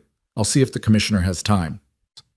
He disappeared through a door at the back of the room, leaving Jonas and Lydia standing in uncomfortable silence. Through the window, Jonas could see people moving along the street, going about their business. A few glanced at the land office, curiosity evident on their faces. Half the town probably knows we're here already, Jonas murmured. Good, Lydia replied. Let them know. Let them see we're not afraid. The clerk returned, looking slightly surprised. Commissioner Whitmore will see you now, but be warned. He's a busy man. State your case clearly and concisely. They followed him through the door into a larger office where a man sat behind an imposing desk covered with maps and documents.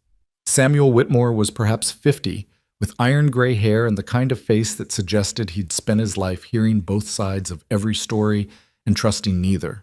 He looked up as they entered, his sharp eyes taking in Jonas's injuries with a flicker of something, concern, perhaps, or calculation. Mrs. Rowan, Mr. Hale, my clerk says you're having trouble with Harlan Briggs. Whitmore gestured to two chairs. Sit. Tell me everything. Lydia laid out the situation with remarkable clarity. David's death, Briggs's demands that she sell, the escalating harassment, the barn fire, the beating. She presented each fact without embellishment or emotion, letting the events speak for themselves. Whitmore listened without interrupting, his fingers steepled under his chin. When she finished, he turned to Jonas. "And you, Mr. Hale? What's your stake in this?" "I work Mrs. Rowan's homestead," Jonas said carefully, "and I intend to marry her, with her permission. That makes her troubles my troubles." Something shifted in Whitmore's expression, not quite approval, but a slight warming. "I see. And you believe Briggs set that fire?" "I know he did." "No. His men as good as admitted it when they were using me for a punching bag." "Can you prove any of this?" "Not in a way that would hold up in court," Jonas admitted. "But I can prove that Mrs. Rowan's land claim is legitimate and that Briggs has no legal right to demand she leave." He nodded to Lydia, who spread their documents across the desk. Whitmore examined them with the careful attention of a man who knew his business, occasionally making notes or consulting one of the maps on his wall. "Your husband's survey work was thorough," he said finally. "These boundaries are clearly marked and properly filed. The claim is valid." "Then Briggs has no legal basis for his harassment," Lydia said. "Legally, no, but that's rarely stopped men like Briggs before." Whitmore sat back in his chair. "I've been in this territory for 3 months, and in that time I've heard Briggs's name attached to no fewer than 6 disputes with smaller landholders. In every case, those landholders eventually sold or simply abandoned their claims." "We won't," Jonas said flatly. "Admirable. Also possibly fatal." Whitmore's expression was grave. "I can make an official ruling on your boundaries. I can put it in the public record that your homestead is legally held and that Briggs has no claim to it, but I can't stop him from burning your barn or hiring men to beat you. I have no enforcement power beyond documentation." "Documentation is a start," Lydia insisted. "Right now, people think we're in the wrong. They think we're squatters or troublemakers. An official ruling changes that." "It might. Or it might just make Briggs angrier." Whitmore studied them both. "Are you prepared for that possibility?" Jonas and Lydia exchanged a look. In it passed a whole conversation about fear and courage, about the life they were trying to build, about how far they were willing to go to protect it. "We're prepared," Lydia said. "Make the ruling, Commissioner." Whitmore nodded slowly. "All right. I'll need a few days to review everything thoroughly and file the official determination. Come back Friday morning. I'll have a signed document establishing your boundaries and confirming your legal claim. And Mrs. Rowan?" "Yes?" "I suggest you make copies and keep them somewhere safe. Men like Briggs have been known to make inconvenient documents disappear." They thanked him and left, stepping back out into the winter sunshine. Jonas felt lighter somehow, as if the meeting had lifted some weight he'd been carrying. It wasn't over, far from it, but at least now they had a path forward that didn't involve violence or surrender. "We did it," Lydia said quietly. "We actually did it." "We took the first step," Jonas corrected. "Now comes the hard part." "Which is?" "Surviving until Friday." They were halfway back to the horses when a voice called out behind them. "Well, well, the widow and the drifter." Jonas turned to find one of Briggs's men, not one of the 4 who'd beaten him, but someone from the saloon confrontation. The man lounged against a post, picking his teeth with casual menace. "You two just don't learn, do you? Boss is going to be real interested to hear you've been crying to the commissioner." "Then run along and tell him," Jonas said evenly. "We've got nothing to hide." "Yeah? Well, maybe the boss has something to say about that. Maybe he'll want to have another conversation, private-like." Jonas took a step forward, and despite his injuries, despite being outnumbered and outgunned, there must have been something in his eyes that gave the man pause. He straightened, his hand dropping to his gun. "Easy now," the man said, "just delivering a message." "Message received." Jonas didn't back down. "Now here's one for your boss. We're done running. We're done being scared. He wants our land, he can come take it himself instead of sending boys to do a man's work. You understand?" The man's face flushed red, but he didn't draw. After a tense moment, he spat in the dirt and walked away, throwing one last look over his shoulder. "You just made things worse," Lydia said once he was gone. Things were already as bad as they could get. At least now Briggs knows where we stand. Jonas took her arm gently. Come on. Let's get home before someone decides to make good on that threat. The ride back was tense, both of them watching the horizon for signs of pursuit. But the trail remained empty, the winter landscape peaceful in its deception. They made it home without incident to find Caleb and Molly safe inside, playing quietly by the fire while Mrs. Henderson worked on some mending. Any trouble? Lydia asked as she shed her coat. Quiet as a church, Mrs. Henderson replied, though I did see riders pass by around mid-morning. 3 of them, moving north. Didn't stop or slow down, but they looked at the place real careful-like. Jonas and Lydia exchanged glances. Briggs was keeping tabs on them. The question was what he'd do with that information. That night, after the children were asleep, Jonas and Lydia sat by the fire making plans. They needed to be ready for anything. Another attack on the property, an ambush on the road, legal maneuvering if Briggs tried to challenge Whitmore's ruling. We should go back to town on Friday with witnesses, Lydia said. The Hendersons, maybe some of the other homesteaders. Make it a public event. The more people who know about the ruling, the harder it'll be for Briggs to make it disappear. Good thinking, Jonas poked at the fire, watching sparks spiral upward. I've also been thinking we should get married before the ruling comes through. Lydia's head jerked up. What? If we're married, I have legal standing as your husband. I can represent the homestead in court if it comes to that. I can make decisions about the property without needing separate authorization. Jonas kept his eyes on the fire, suddenly uncertain. It's practical, is all I'm saying. Makes things cleaner legally. Jonas Hale, are you proposing to me for legal convenience? He finally looked at her, and something in his chest tightened at the expression on her face. No, I'm proposing to you because I love you, because I can't imagine being anywhere else but here with you and your children building something that lasts. The legal benefits are just a bonus. Lydia's eyes filled with tears. You love me? Of course I love you. How could I not? Jonas reached for her hand. I know it's fast. I know we barely know each other. Not really.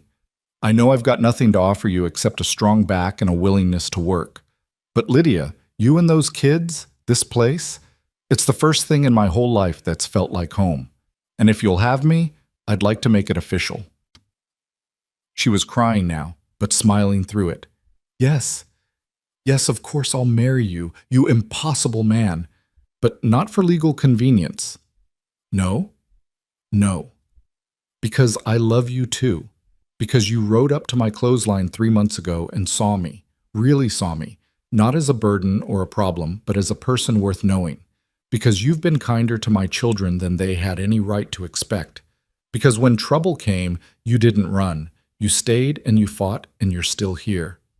She squeezed his hand. So yes, Jonas Hale, I'll marry you. Jonas pulled her close and kissed her, gentle because of his split lip, but fervent enough to convey everything he felt. When they broke apart, they were both smiling like fools.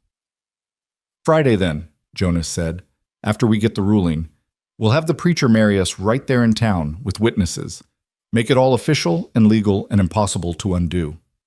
Friday, Lydia agreed, our wedding day and the day we beat Briggs. That's something to look forward to. Thursday passed with agonizing slowness.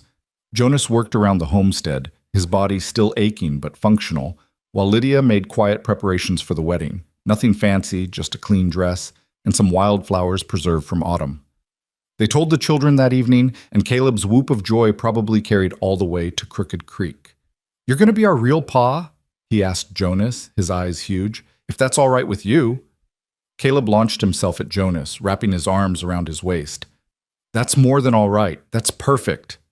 Molly was quieter, but she brought Jonas her stones and placed them carefully in his hand, then nodded solemnly, as if sealing a bargain. That night, Jonas barely slept. He kept thinking about everything that could go wrong. Briggs interfering with the ruling, violence at the land office, some legal technicality he hadn't foreseen. But he also thought about Lydia sleeping in the next room, about Caleb and Molly who'd be his children come tomorrow, about the life spreading out before him like a map of territory he'd never expected to explore. When dawn finally came, it felt like liberation. They dressed carefully, wanting to look respectable for both the land office and the wedding. Lydia wore a dark blue dress that had been her best before widowhood, and Jonas had his new shirt and David's gun belt polished until the leather shone. The children were scrubbed until they gleamed.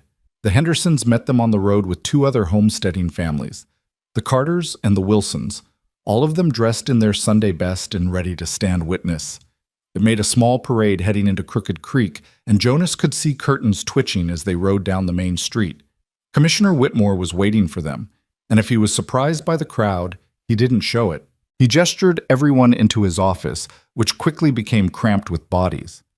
"I've completed my review," Whitmore announced, holding up an official-looking document thick with seals and signatures. "Based on the survey records, original land patents, and territorial maps, I hereby confirm that the property known as the Rowan Homestead, consisting of 240 acres in Township 12 North, Range 7 East, is legally and properly claimed by Lydia Rowan, widow of David Rowan. The boundaries are as follows." He read out the technical description while Jonas watched Lydia's face. She stood straight and proud, her children pressed close to her sides, listening as a government official validated everything her husband had built and everything she'd fought to keep. "Furthermore," Whitmore continued, "I find no evidence of conflicting claims or boundary disputes with adjacent properties. Any assertion to the contrary is without legal merit and should be disregarded." He looked directly at Lydia. "Mrs. Rowan, this is your land. No one can take it from you except through legal proceedings, and based on my review, there are no grounds for such proceedings." Lydia's voice shook when she spoke. "Thank you, Commissioner. You have no idea what this means." "I think I do." Whitmore handed her the document. "I'm having this filed in triplicate. One copy for you, one for the territorial records, and one for my personal files. I suggest you guard yours carefully." "I will, sir. I promise." They filed out into the sunshine, and Jonas felt like he could finally breathe properly for the first time in days. They had proof now. They had legitimacy. They had... Well, isn't this cozy? Harlan Briggs stood in the middle of the street with 6 of his men ranged behind him. He looked at their group with undisguised contempt, his eyes finally settling on the document in Lydia's hands. "What's that you got there, Mrs. Rowan? More papers saying you own land that rightfully belongs to me?" "This paper," Lydia said clearly, loud enough for the growing crowd of townspeople to hear, "says my land belongs to me, signed and sealed by the territorial commissioner. Your claims have been reviewed and rejected, Mr. Briggs. You have no legal right to my property." Briggs's face went red. "Legal right? I don't need legal right. I have power. I have men. I have everything I need to take what's mine." "Threaten her again," Jonas said quietly, stepping forward. "And I'll make sure everyone here hears it. You'll be admitting to harassment, intimidation, and property destruction in front of 20 witnesses." "You think I care about witnesses? You think some government paper means anything out here?" Briggs laughed, harsh and ugly. "This territory belongs to men strong enough to hold it, and you two are not strong enough." "Actually," Commissioner Whitmore said, appearing in the land office doorway, "that paper means quite a lot. It means the United States government recognizes Mrs. Rowan's claim. It means any attempt to forcibly remove her constitutes a federal offense. It means, Mr. Briggs, that you've just threatened a lawful property owner in front of a government official and multiple witnesses." The street had gone silent. Even Briggs's men looked uncomfortable now, shifting their weight and avoiding eye contact. Briggs pointed at Whitmore. "You think you can come here with your Eastern rules and your government authority and change how things work? This is my territory, mine. I built it when men like you were still sucking at your mother's teat." "And yet the law applies here all the same," Whitmore replied calmly. "Continue your harassment of the Rowans, and I will personally ensure that federal marshals become involved. Is that really what you want, Mr. Briggs? Federal attention on your land claims and business practices?" It was a threat, barely veiled, and everyone knew it. Briggs stood there shaking with rage, his options narrowing by the second. He could back down and look weak, or he could escalate and risk federal intervention that might uncover God knew what questionable dealings. Finally, he spat in the dirt. "This isn't over. Papers or no papers. This isn't over." He stalked away, his men following, and the crowd began to murmur among themselves. Jonas heard the word federal repeated several times, saw people nodding and looking at Lydia with new respect. "You just made an enemy for life," Jonas told Whitmore quietly. "I've made worse." The commissioner smiled slightly. "Besides, I'm tired of men like Briggs thinking they're above the law. Someone needs to stand up to them. And if it's going to be me, so be it." "Thank you," Lydia said. "For everything." "Just doing my job, Mrs. Rowan." Whitmore tipped his hat. "Good luck to you both." After he left, the Hendersons and the other families crowded around, offering congratulations and promising to spread word of the ruling far and wide. It was, Jonas realized, exactly what they'd hoped for: public validation that would make it much harder for Briggs to act without consequences. "Now then," Mrs. Henderson said briskly, "I believe there's a wedding to attend." The church was small and drafty, its windows letting in streams of winter light that painted everything in shades of gold. Reverend Thomas, a circuit preacher who happened to be passing through, agreed to perform the ceremony with the kind of quiet joy that suggested he didn't get many happy occasions in his line of work. Jonas stood at the front of the church, his hands sweating despite the cold, and watched Lydia walk toward him with Caleb and Molly at her sides. She wasn't wearing white. Practical considerations made that impossible. But she was beautiful, her face radiant with happiness that made his chest ache. The ceremony was simple. They spoke the traditional vows, their voices steady and sure. And when Reverend Thomas pronounced them husband and wife, Jonas kissed his bride while their children cheered and their friends applauded. Afterward, outside in the winter sunshine, Jonas found himself holding his new family close. Lydia pressed against his side, Caleb clutching his hand, Molly tugging at his coat until he picked her up. They stood there together, this makeshift family held together by choice and courage and love. And Jonas felt something settle deep in his soul. This was what he'd been searching for without knowing it. This was home. "What are you thinking?" Lydia asked softly. "That I'm the luckiest man alive," Jonas replied honestly, "and that I'm going to spend the rest of my life trying to deserve you." "You already do." She smiled up at him. "You already do, Jonas." They rode home as the sun set, painting the snow in shades of pink and orange.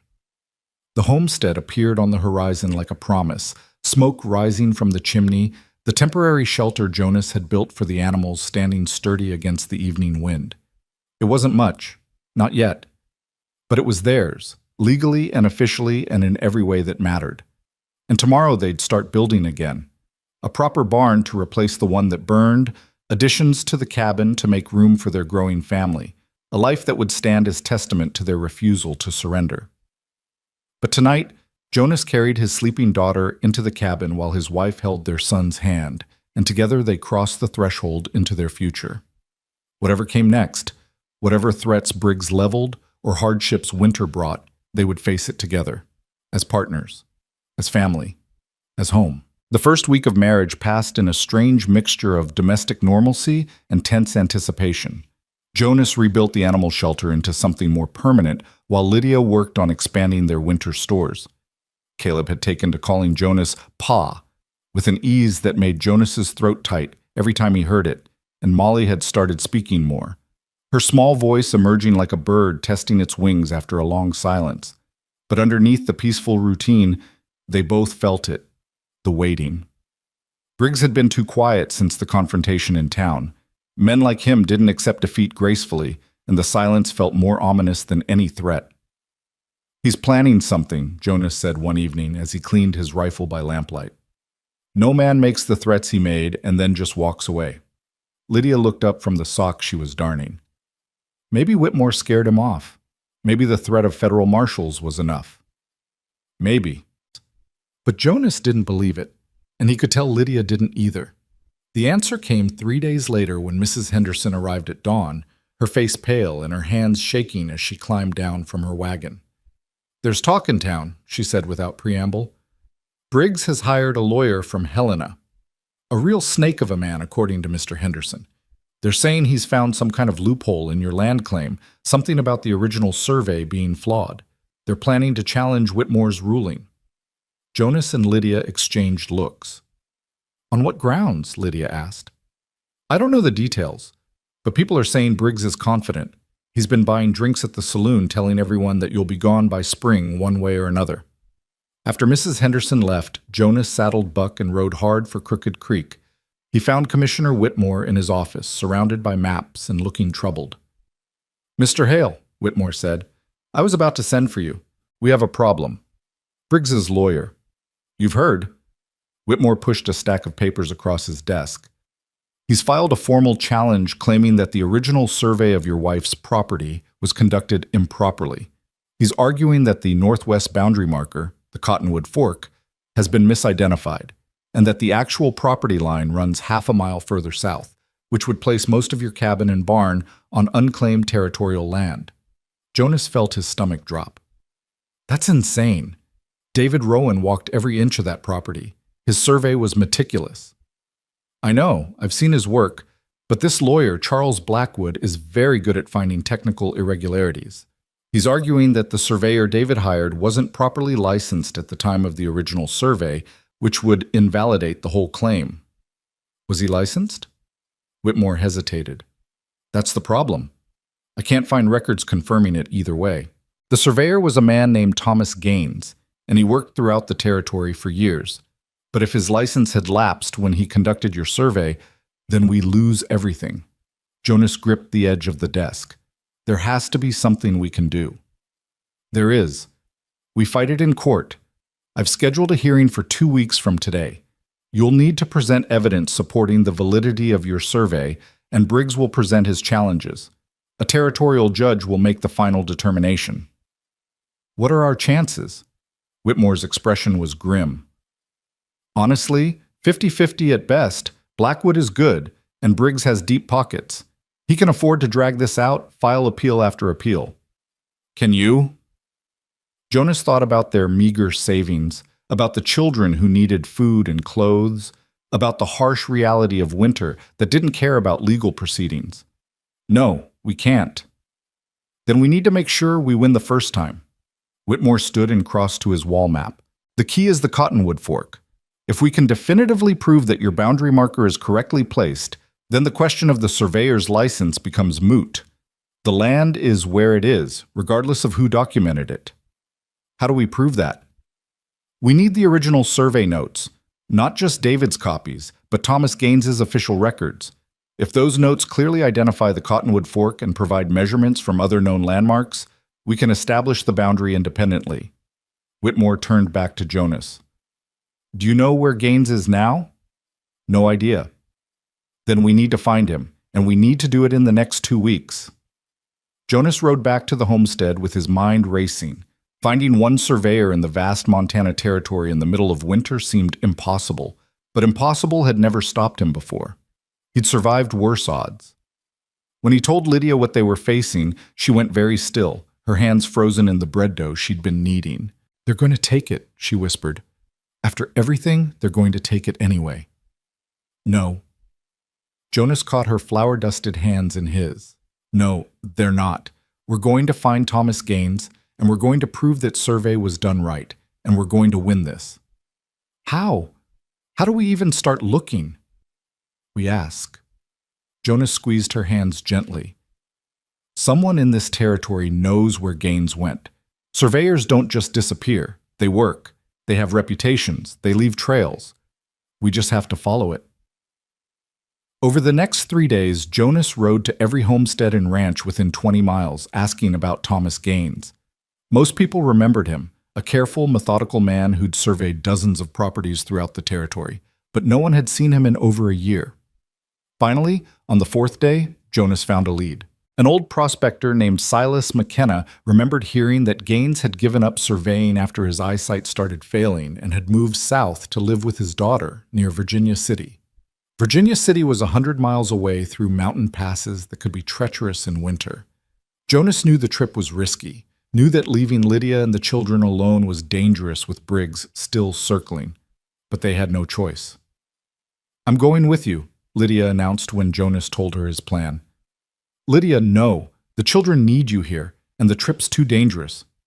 "The Hendersons will take the children, and I'm not letting you ride into the mountains alone in winter, Jonas Hale.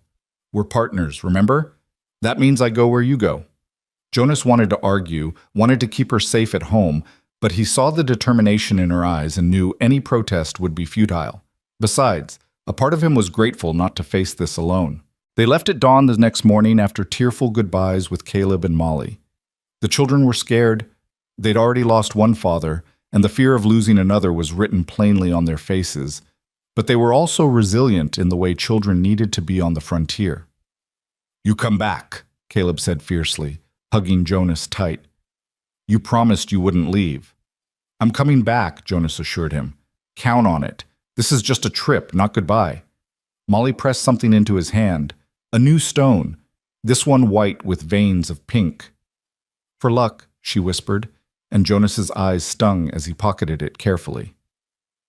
The ride to Virginia City took 4 brutal days. They pushed hard, camping rough at night, their breath freezing in the air as they rode through mountain passes where one misstep could send horse and rider tumbling into ravines far below.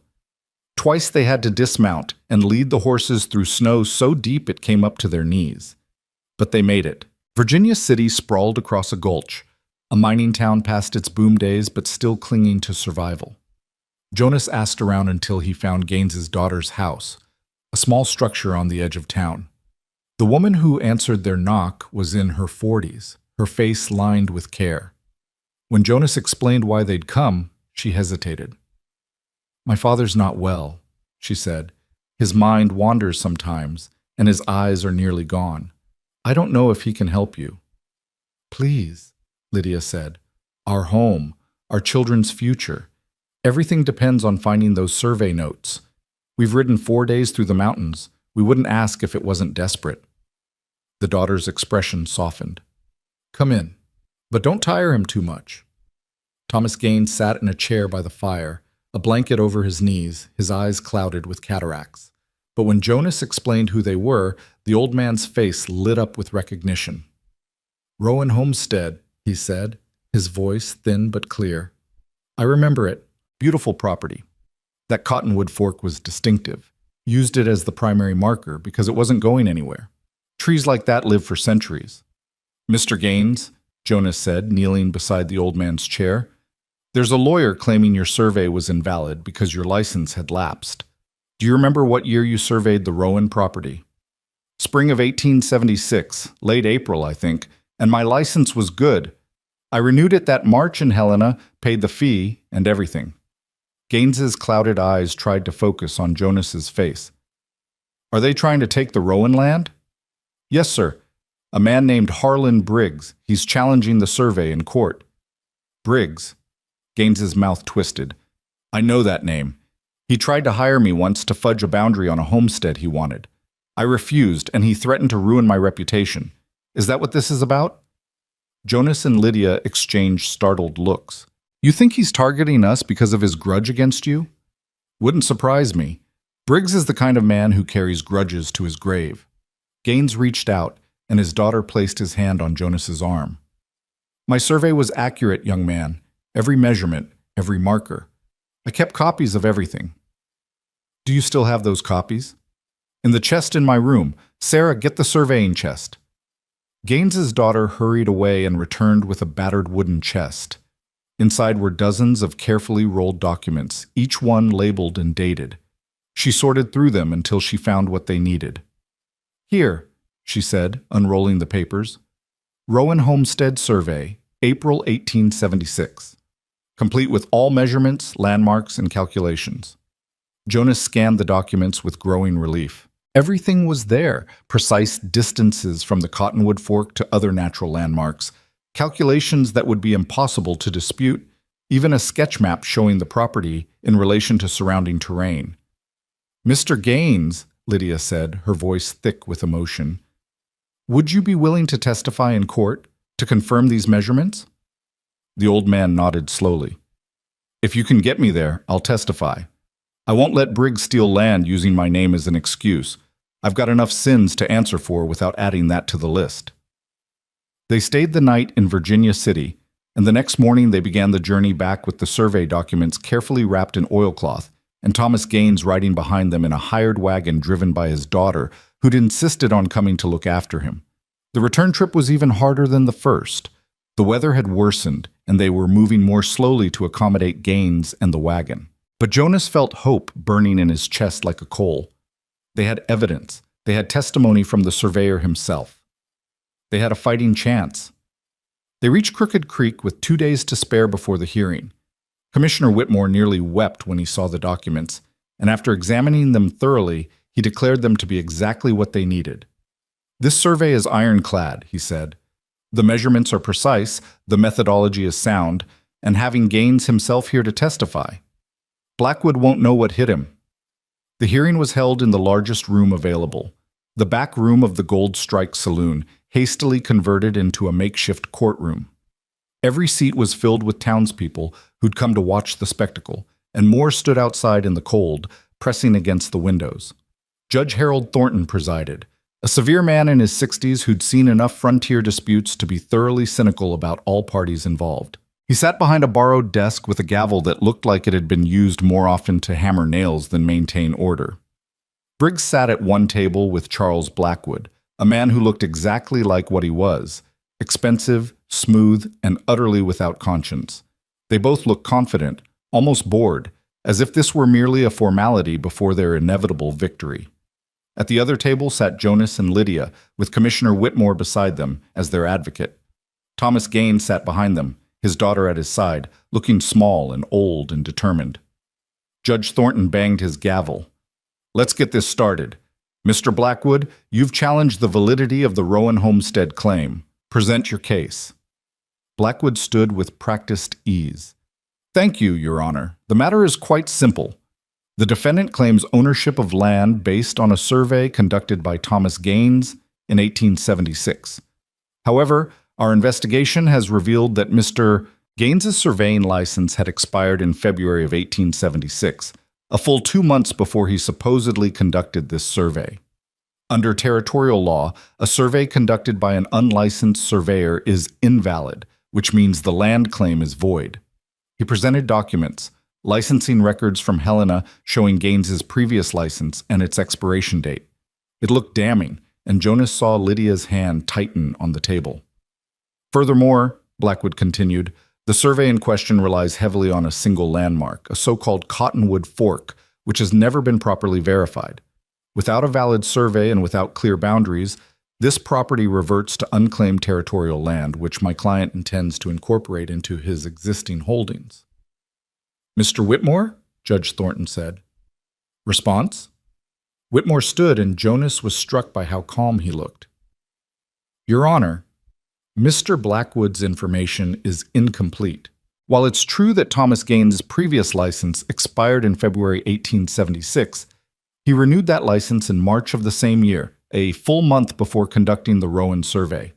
He presented documents of his own, a renewal certificate from the Helena Land Office, complete with official seals and signatures, showing that Gaines's license had been properly maintained." Blackwood's confident expression flickered. "Your Honor, we had no knowledge of any renewal." "Perhaps you should have done more thorough research," Whitmore interrupted smoothly. "The records are public. You simply didn't look hard enough." Judge Thornton examined the renewal certificate carefully. "This appears to be in order. What about the boundaries issue?" "I'm glad you asked." Whitmore gestured to Jonas, who stood and placed the carefully preserved survey documents on the judge's desk. "These are Thomas Gaines's original survey notes for the Rowan property, including precise measurements from the Cottonwood Fork to multiple other landmarks. A rock outcropping to the east, a creek bend to the south, a distinctive hill to the west. These measurements can be independently verified today. The land is exactly where the survey says it is. And to address any remaining questions about the validity of this survey," Whitmore continued, "we have Mr. Gaines himself present to testify." A murmur ran through the crowd. Briggs's face went red, and he leaned over to hiss something at Blackwood, who looked like he'd just swallowed something bitter. "Mr. Gaines," Judge Thornton called, "can you approach?" Thomas Gaines stood with his daughter's help and made his way slowly to the front. His clouded eyes couldn't see the judge clearly, but his voice was strong when he spoke. "I conducted the Rowan survey in late April 1876, Your Honor. My license was current and valid. I spent 3 days on that property, taking measurements and verifying boundaries. The cottonwood fork is distinctive and unmistakable, twin trunks splitting from a single base, each one over 3 feet in diameter. I chose it as the primary marker because it was permanent and easily identifiable. Every measurement I took, every calculation I made, is documented in those notes. The survey is accurate. Mr. Gaines, Blackwood interjected, given your failing eyesight, how can we trust your memory of events from nearly 2 years ago? My eyes are failing now, Gaines replied sharply. They were perfect in 1876, and I remember the Rowan survey specifically because of what happened afterward. What happened? Judge Thornton asked. Harlan Briggs came to me about 2 months later, told me he'd pay me double my normal fee to adjust the Rowan boundaries to exclude the homestead cabin, said it would be a simple matter to claim I'd made an error in the original survey. Gaines turned his clouded gaze toward where Briggs sat. I refused, told him I wouldn't falsify records for any amount of money. He threatened me then, said he'd ruin my reputation and make sure I never worked in the territory again. The room erupted. People were shouting, some in outrage, others in vindication. Judge Thornton hammered his gavel until order was restored. Mr. Briggs, the judge said coldly, do you deny this allegation? Briggs shot to his feet, his face purple with rage. That old man's memory is faulty. He's been put up to this by these squatters and their government friend. I never...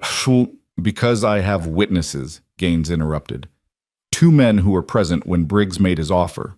Jacob Wheeler and Samuel Ross. Both of them worked as surveyor's assistants, and both of them heard everything. Are these men available to testify? Judge Thornton asked. Wheeler's dead, Gaines said. Died last winter, but Ross is alive and working out of Fort Benton. I sent him a telegram before we left Virginia City. He confirmed every word and said he'd testify if needed.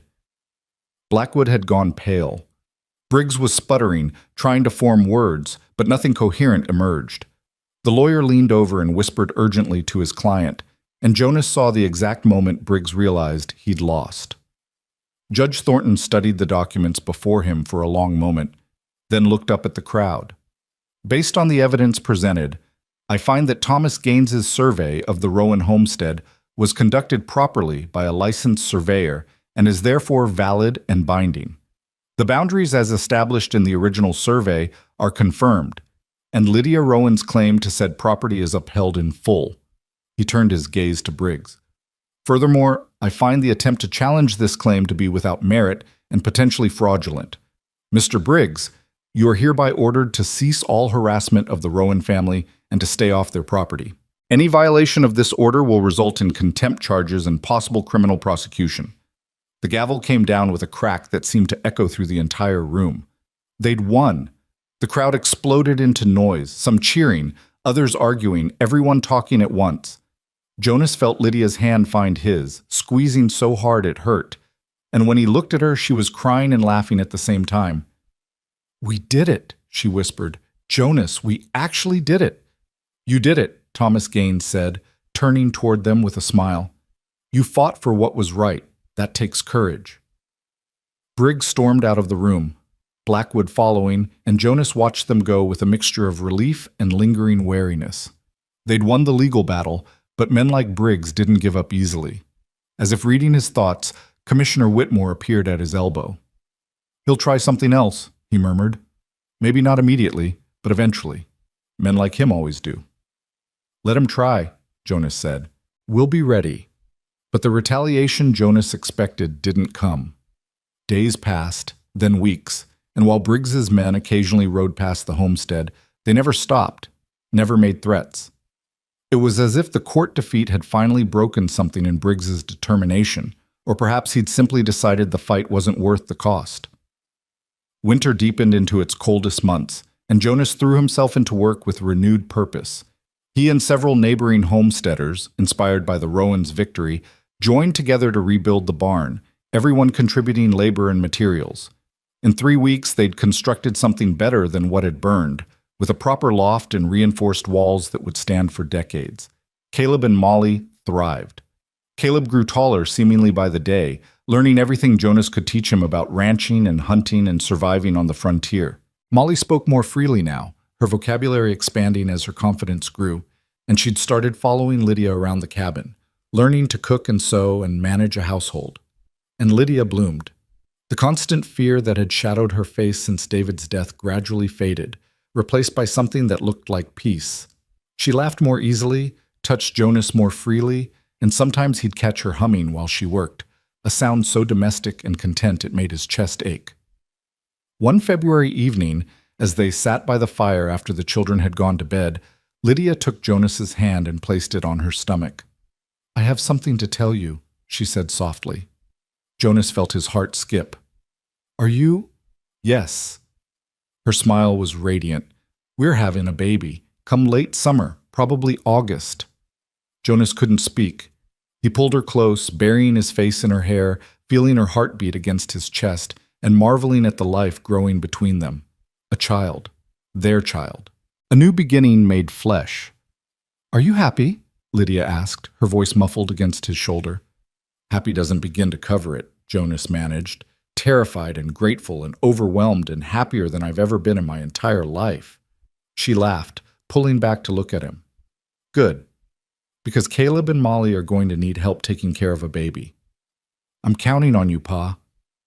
Jonas kissed her then, deep and slow, and thought about the baby they'd made, about the family they were building, about how impossibly far he'd come from that lonely man on a lame horse who'd ridden up to a clothesline on an October afternoon. Spring came with sudden warmth, melting snow, and revealing land that had been frozen for months.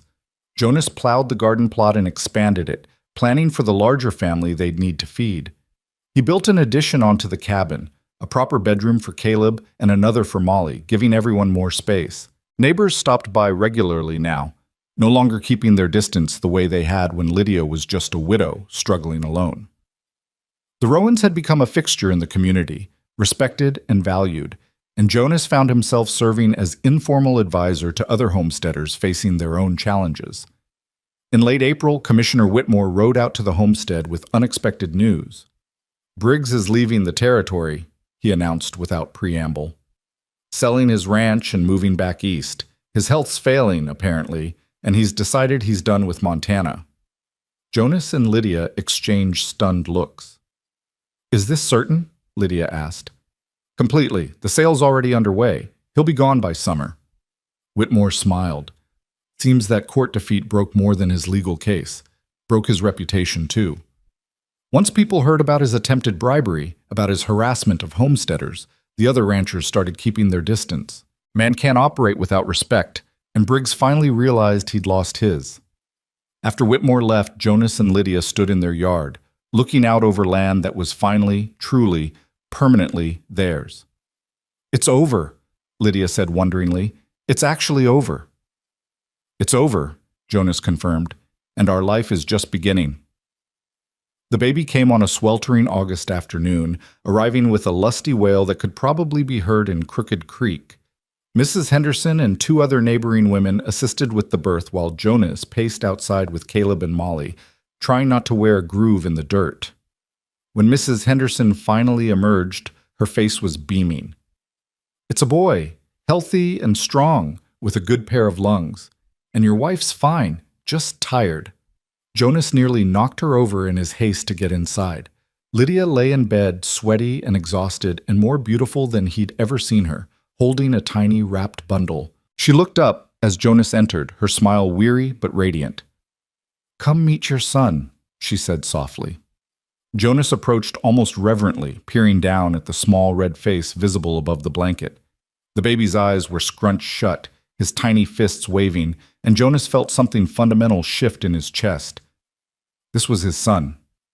His blood, his legacy, his future.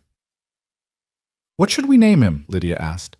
Jonas thought about it, about the journey that had brought him here, about all the people who'd shaped his life. "David," he said finally, "after your first husband. He built this place, gave you those children. It seems right to honor him." Tears slipped down Lydia's cheeks. "David Jonas," she said, "for both the men who made our family possible." "David Jonas Hale," Jonas agreed, carefully taking the baby from Lydia's arms. "Welcome home, son." Caleb and Molly were allowed in then, and they crowded around to see their new brother, their faces alight with wonder. Molly reached out one careful finger to touch the baby's hand, and David's tiny fingers wrapped around hers instinctively. "He's holding me!" she exclaimed, delighted. "He knows his sister," Jonas said, his voice rough with emotion. That evening, after the visitors had left and the children were asleep, Jonas sat by the window holding his son while Lydia rested. The sun was setting over the Montana prairie, painting everything in gold and crimson, and the homestead stretched before him, the rebuilt barn, the expanded cabin, the fields ready for harvest.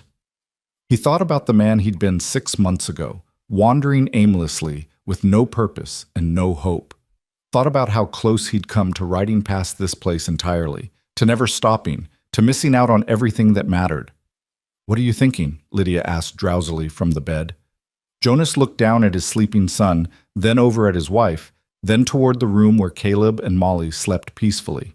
"I'm thinking about that day I rode up to your clothesline, how I almost kept riding, how easily I could have missed all of this." "But you didn't." "No, I didn't." Jonas stood and carried the baby over to the bed, carefully placing him in Lydia's arms before lying down beside them both. "I saw a woman hanging laundry and children playing, and I saw something I didn't even know I wanted. A family. A home. A reason to stop running." Lydia shifted closer, her head on Jonas's shoulder, the baby between them. "Home wasn't a place for you, was it? It was us."